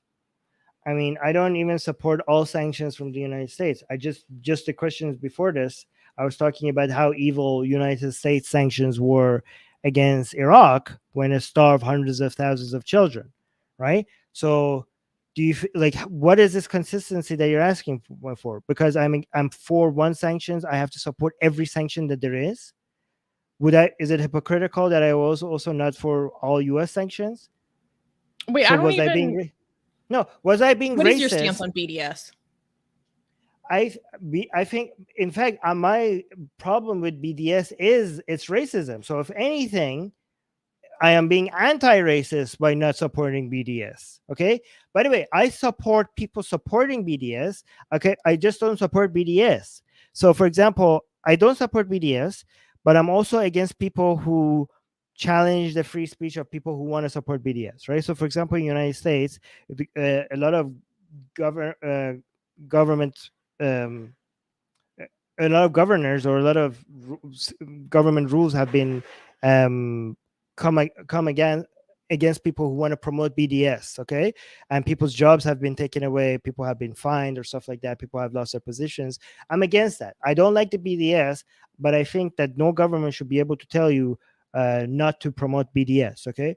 But I am against BDS because of the influence of anti-Semitism in the BDS movement, and that's one reason. And also, I'm against BDS because of how much it hurts a lot of Palestinians. There's a lot of Palestinians that have lost their jobs and a lot of their income because of BDS. Like you have to understand that um, it, that whole area, like any products coming out of that whole area, is being targeted, and that area includes a lot of Palestinians producing a lot of their farm products, a lot of their factory products are also being targeted by BDS, and a lot of Israel, So I don't understand how you can support BDS knowing all of that. Okay, Yeah, so what you were talking there's about too much earlier racism involved in BDS. So about economic ties and how important economic ties are. There are actually a lot of economic ties, particularly in the field of like produce and food between the West Bank and Israel, and so there's a lot of evidence about how BDS actually harms like these connections because it disempowers the ability to work with other Palestinian businesses. right. And of course, people in the live chat are making it clear I support BDSM, and BDSM is okay. Yes, BDSM is great. True. I mean, I support using non-violent ways to challenge the policies of Israel. So if there is a better way of coming up with sanctioning um, Israel, I will be supporting it. If it's more targeted, I'm very much in favor of targeted sanctions. Um, like, but that's very difficult to do. I've noticed how difficult that is to do when it comes with the Islamic Republic of Iran. But I mean, when it comes to but it's such a ridiculous question when you're asking. I know. Thank you for the super chat. But why do you think that just because I'm supporting some sanctions, I should support all sanctions across the board? And if I don't, I'm racist. Okay? Weren't you just here when I was not against United States sanctions against another country because they did it so poorly? I don't understand. Yeah. So the next question is a patron question from Mario, but it's so long that it can't fit on Facebook. Can you bring up the page again? It's the question about my girlfriend. Today. Where is it? Here we go. My ex. This one. Okay. Yes. So, wait. Let me find it on my own page so I can see it better. Oh, One second. I lost it. Oh, there we go. Armin. There we go. So Mario is saying, so my girlfriend is an ex-Muslim and I am an ex-Christian. She was sharing a story to me about her childhood and how she was forced to memorize and recite entire surahs of the Quran in Arabic without ever having access to the translation of what she was saying. She was 8 at the time. Millions of kids around the world have had a similar experience, but people in the West don't even know that this is happening. How do we make people aware that when Muslims say they are teaching their children the Quran, this is what they mean, as opposed to the Western understanding of Sunday school when you read a Bible in your own language and the concept of memorizing without understanding doesn't even exist? I would push back on that a little bit. Because I had to memorize a lot of Catholic stuff that I didn't really understand. I was in my own language, but I didn't really understand. Anyways, most people I talk to don't even know that this is happening. How do we make this clearer? Well, I think you can just show them the statistics. I was double checking earlier today, and only 20% of the world's Muslims are Arabs. So only there are, probably a slightly larger percentage of those who are not Arabs but still understand Arabic. But the moral of the story is that the vast majority of them, Arabic is not their first language, and it is not their native language and what they would probably understand and be the most fluent in. So maybe just explaining that is simply as a matter of statistics, like data shows us that only 20% understand. Yeah, but Arabic, even the Arab speakers just recite the Quran a lot of times. Yeah, that's true. Yeah. I don't know, Armin, what do you think about this? I mean, how do you...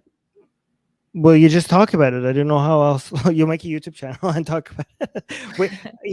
Here's what you do. You ask a Patreon question, and then we read your page. So the way you do it is that you ask it on a Patreon question, and then we read it, and then now more people know about it. That's how you do it. So you inform people about it. Yeah. But yeah, in Islam, you're just reciting the Quran by itself has sawab, has brownie points. So like even you don't have to understand what you're reading. Just reciting it without understanding what you're meaning, it just gives you brownie points with Allah. And I think helping people to understand that, like, the idea that Arabic is the fact that the Quran is uncreated and Arabic is the language that it comes in lends to this idea that, like, Arabic is like a part of the fabric of the universe, right? Like, it is something that is so holy. It is part of God's, like, most holy chosen language. So there's this emphasis on it, and I don't know. I don't feel like I can explain it very well right now. Like, it's something that in itself is venerated, and so you get, it's sacred. Like, Islam, it's a sacred language.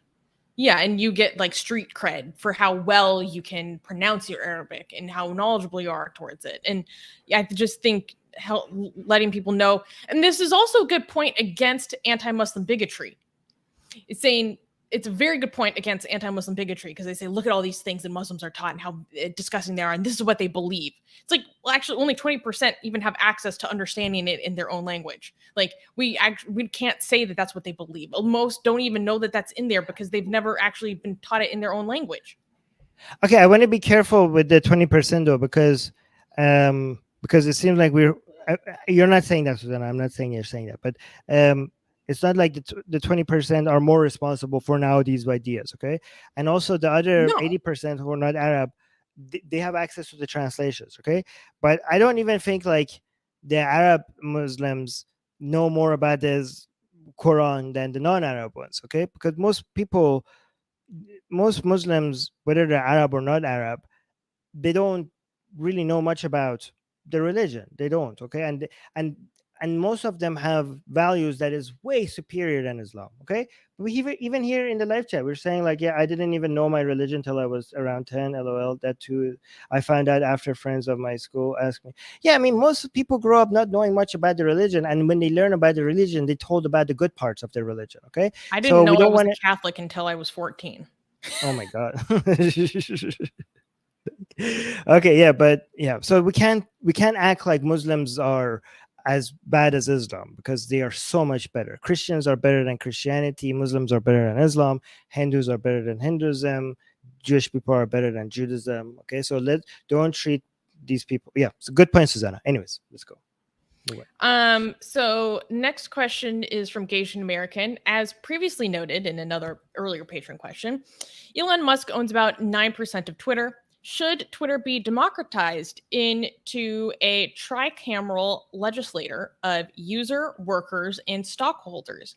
Or should there be a United Nations version of Twitter whose terms and conditions are subject to the ICJ, which I think is the International Court of Justice? Correct me if I'm wrong.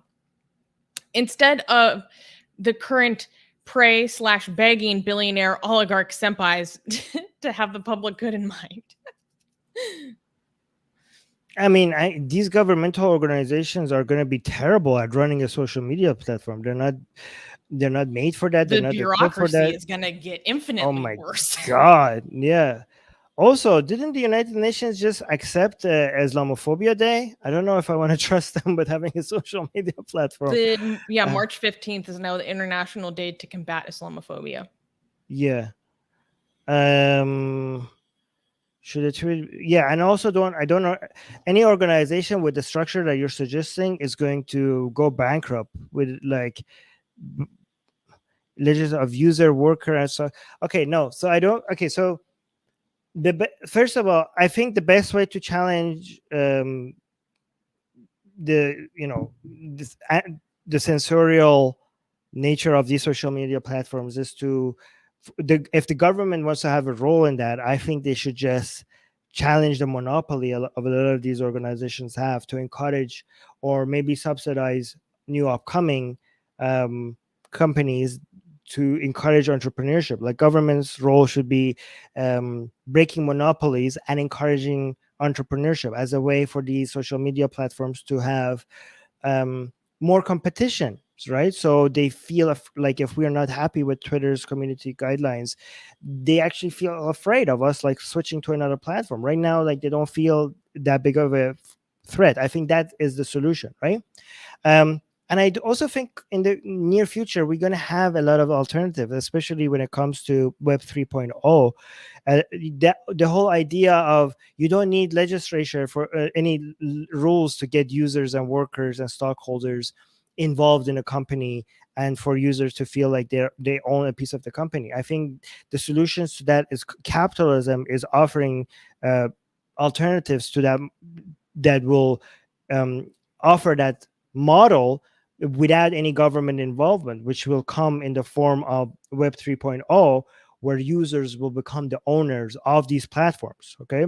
So, and become the workers at the same time, right? So you're saying you're trying to get government coming and forcing social media platforms where the users and workers and stockholders are all stakeholders together. But I'm saying that's happening naturally because the market needs that. It's offering that as a product through Web 3.0. So it's going to happen with that governments are going to be very inefficient at pushing for something like this. If it comes through the government, the bureaucracy of it is going to be so inefficient. It's not going to be able to compete with other private social media companies that don't have all that chains, all the government holding them back. They're not going to be able to compete. So if you let the market provide something like that through Web 3.0, that would be a lot more efficient, I think. I don't really have much of an opinion on this. Wait, I don't know. the It's a Asian very American is difficult question. clarifying. Yeah. How about we control Twitter? That's literally what I meant by the. Um, okay, we could. Yeah, but I'm saying is that would be what we control Twitter. So you're promoting Web 3.0. That is happening. I don't know if you could do that with the users cannot do that with Facebook, Twitter, YouTube. You know why? We can't do that with the social media that already exists, because that would mean the stakeholders that already exist, the shareholders, the stockholders, to give up control. Why would they do that? They already own Twitter. The best solution you would have is for somebody to come buy 9% of Twitter, and they just happen to be sympathetic to less censorial attitudes. But other than that, somebody coming and buying it, why would the shareholders that own Twitter, why would they just be like, hey users, come have here's more control than what we're forced to give you, even though we have no competition? Why would they do that? There's no force that could get them to do that, because they already own Twitter. The only way to get that is to build social media platforms from ground up, that the users start by being the owner from the very get-go, and you could only have that through the Web 3.0 model. Anyways, I'm done. Sorry, Susanna, come back. I know I'm taking. She told me to take less time, but I'm taking. You guys understand what I mean by Web 3.0 and the ownership of the users? Susie, come back. Okay, I'm going to go to the next question.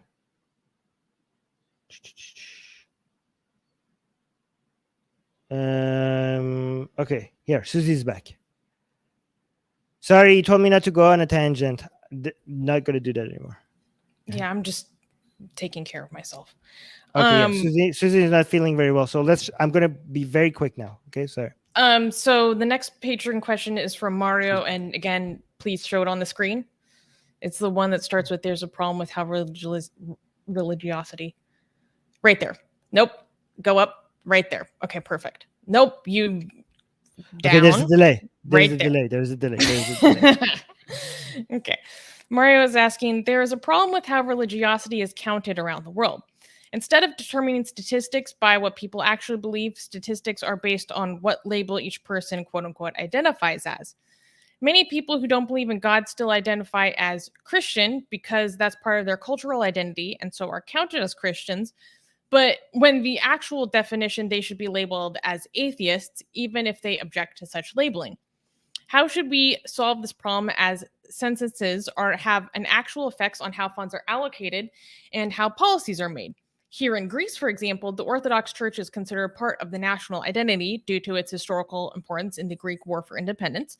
And even if you don't believe, you are still supposed to respect it, as it's considered unpatriotic to oppose it. So many atheists still identify as Christians for that reason. Okay. So I have a quick answer if you want to move past this fast, but go on. Okay, so we talked about this whole concept recently in a segment we did on the news about how Scotland is moving away from religion. So if you want us to like, my opinion about that is basically the same as what we discussed in that segment. And so look for like young atheists, Scotland, Atheist Republic, and you should find that video.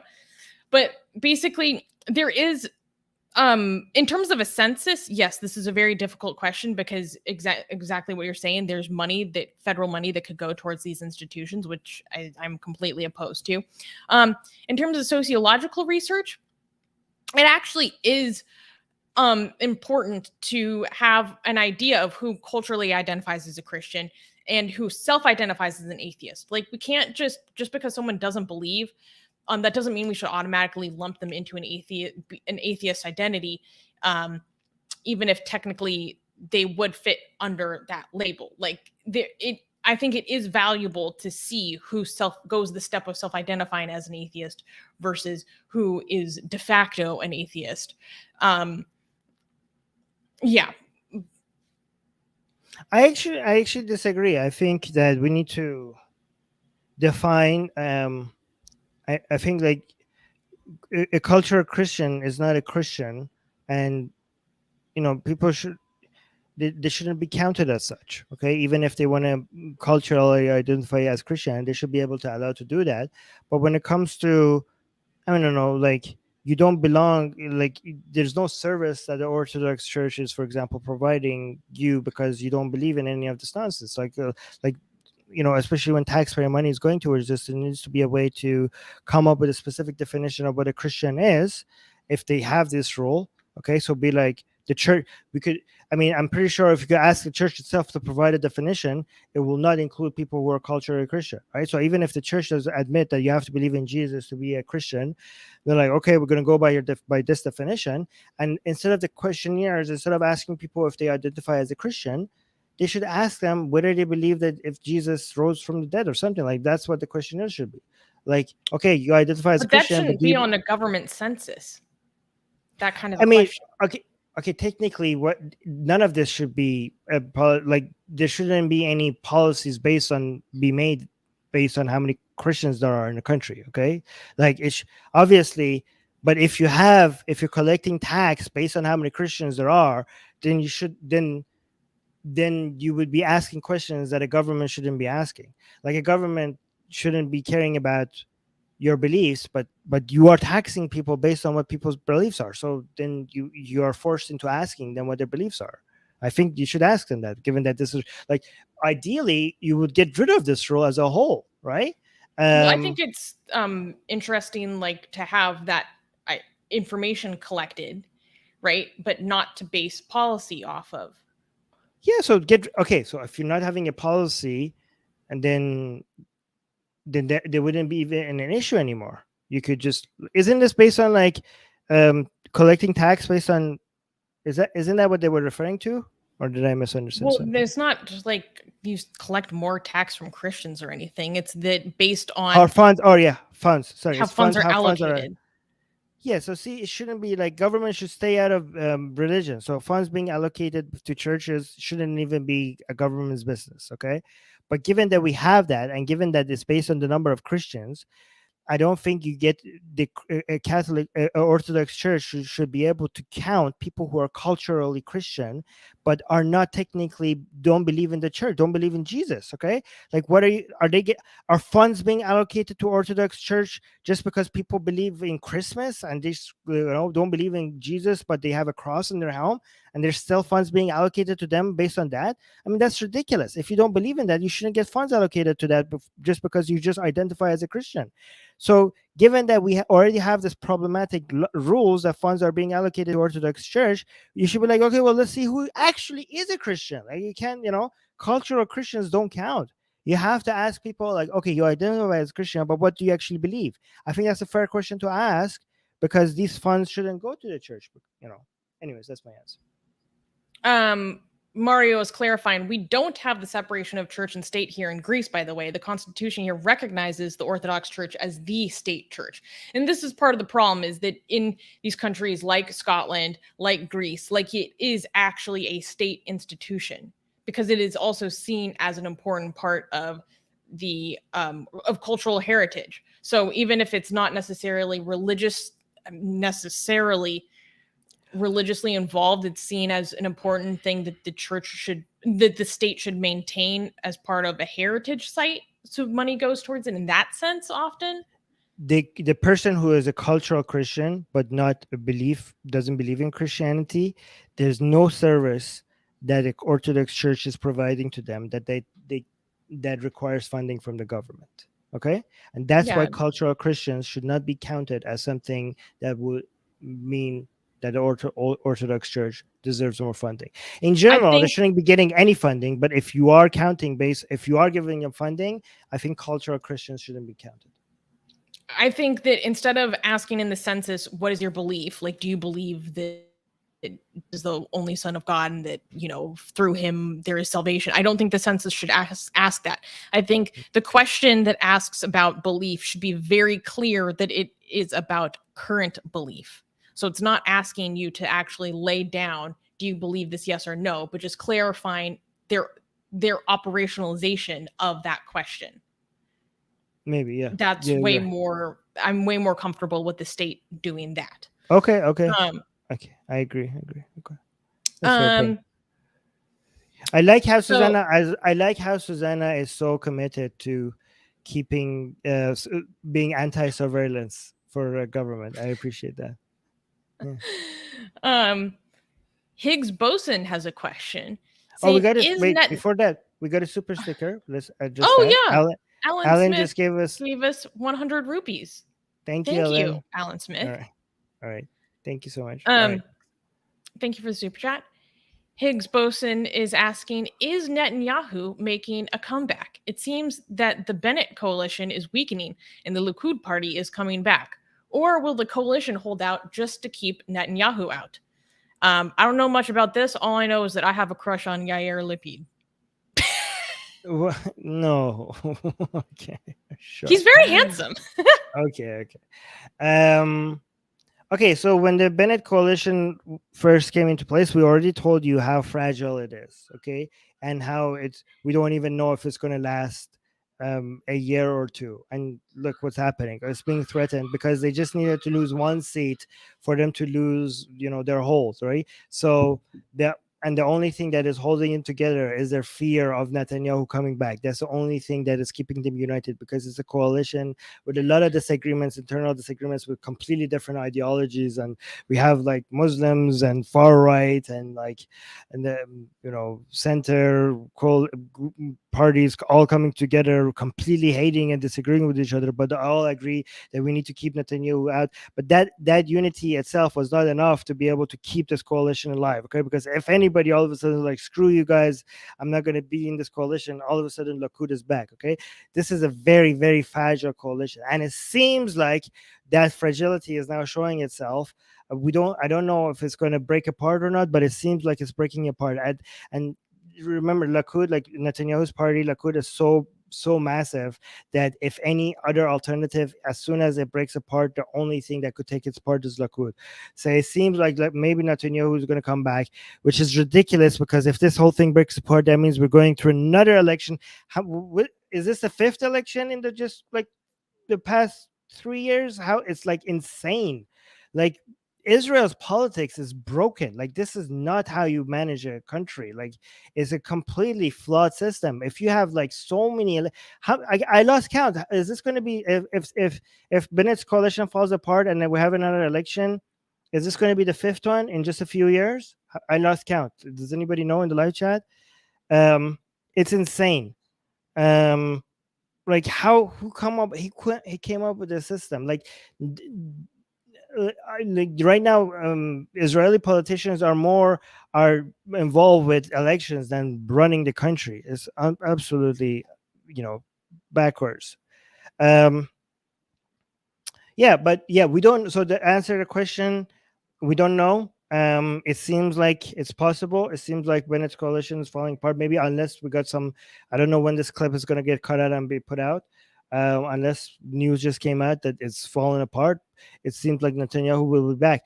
Unless the Likud finally gets rid of Netanyahu, because guys, the only reason why Likud right now is not in power is because of Netanyahu. Okay, because the only reason why it's keeping all these the coalition powerful enough to be able to challenge Likud is because they don't. It's not because of their anti-Likud. It's because they're anti-Netanyahu. So if Netanyahu was not in charge of Likud, Likud would be empowered now because you wouldn't have this unity in this coalition. So Likud is shooting itself in the foot by keeping Netanyahu in power. Like, imagine how much loyalty Netanyahu has managed to create in Likud, which after all of this, they're still like supporting, they're keeping him as the leader. Just get, if Likud was being, you know, if Netanyahu didn't have such a grip over Likud, the rest of Likud could just get rid of Netanyahu and they would just enjoy unchallenged power, and Likud would be in power without anybody being able to create a coalition against it. So there's a chance that like Likud at some point might wisen up and just get rid of Netanyahu and just dominate after that. Anyways, Susie, you want to come back? That was the last question. You want to come back and say, I think Susie is having some issues right now. She might be a little bit in pain, but I'm going to just say goodbye on behalf of her if she doesn't come back. Let me see if I get any super chats or anything. Oh, Susie's back. There we go. Okay. We had a question from a member because we did say that we were also going to take member questions. Okay. So this member question is from PK. PK, thank you for becoming a member. Saying, Atheist Republic, can you explain why countries like Pakistan, Iran, and Saudi, etc., have so many problems with Israel? Islam, anti-Jew, and Islam and Islam's role in anti-Semitism. I mean, okay, let's just do answers fast because I know Susie have to go. But it's just that it's Islam, and I want to say Islam and anti-Jewish hatred. But the anti-Jewish hatred comes from Islam. So the answer is Islam. I mean, look at what they all have in common. That's your answer. You know, they don't share an ethnicity. They don't share the same politics. They don't share the same history. What do they all share? Islam. Okay, so that's the answer. Yeah. Somebody saying Islam is not anti-Semitic. Have you met Islam? Have you read the Hadith? Islam is the most anti-Semitic ideology there is. You're insane if you think that. Islam is extremely anti-Semitic.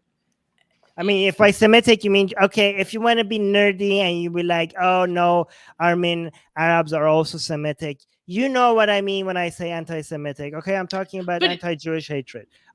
Yes, Arabs are Semitic as well, but when people say anti-Semitic, they're specifically referring to anti-Jewish.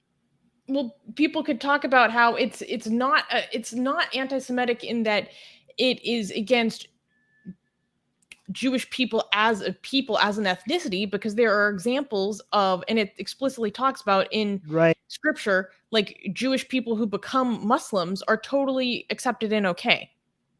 True, that's very good point, Susanna. That's the only proper pushback against what I've said.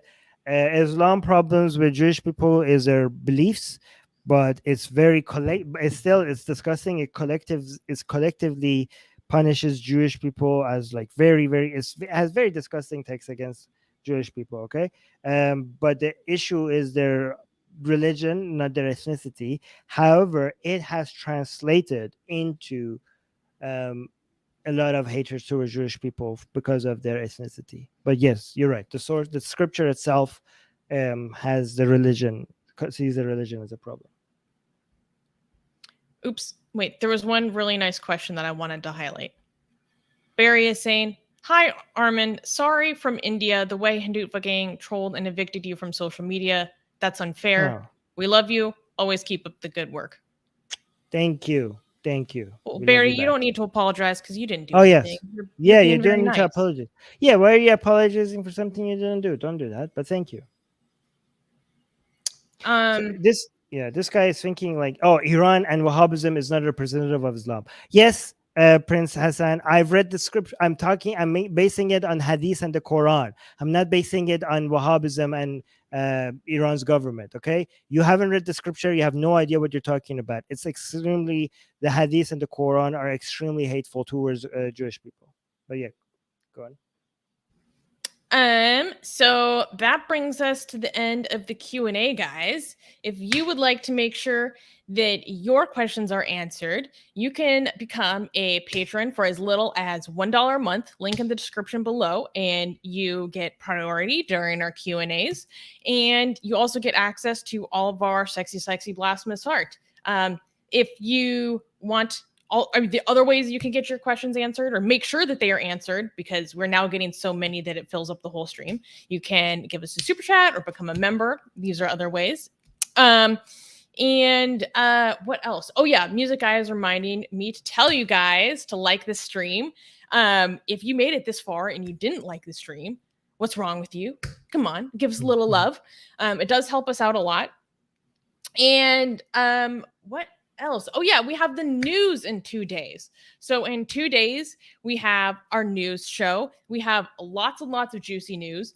We are going to talk about a very shocking and unfortunately very sad update with atheist prisoner Mubarak Bala.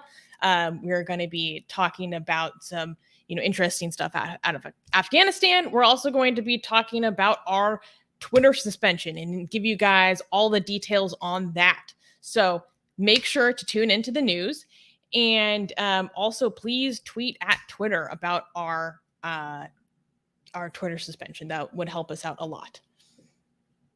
Anything else, Armin? No, Jojo is saying Ramadan Mubarak, and I'm saying Ramadan Mubarak as well. And yeah, so thank you, Susanna, for staying with us. I know you're struggling right now, so thank you so much for going through it, guys. Yeah, you guys need to be very grateful to Susanna. She doesn't have to be here right now, but she's here for all of you. Okay, so comment thank you, Susie, after the stream is over. Okay, thank you so much, Susie. I know it was hard. I appreciate for you going through all of that. The All joys of a chronic pain condition. What? Yeah, I'm sorry, Susie. Okay. All right, guys, I'm gonna go so Susie can take and get some rest. Okay, bye, guys. Bye. Make sure you like the video. Bye.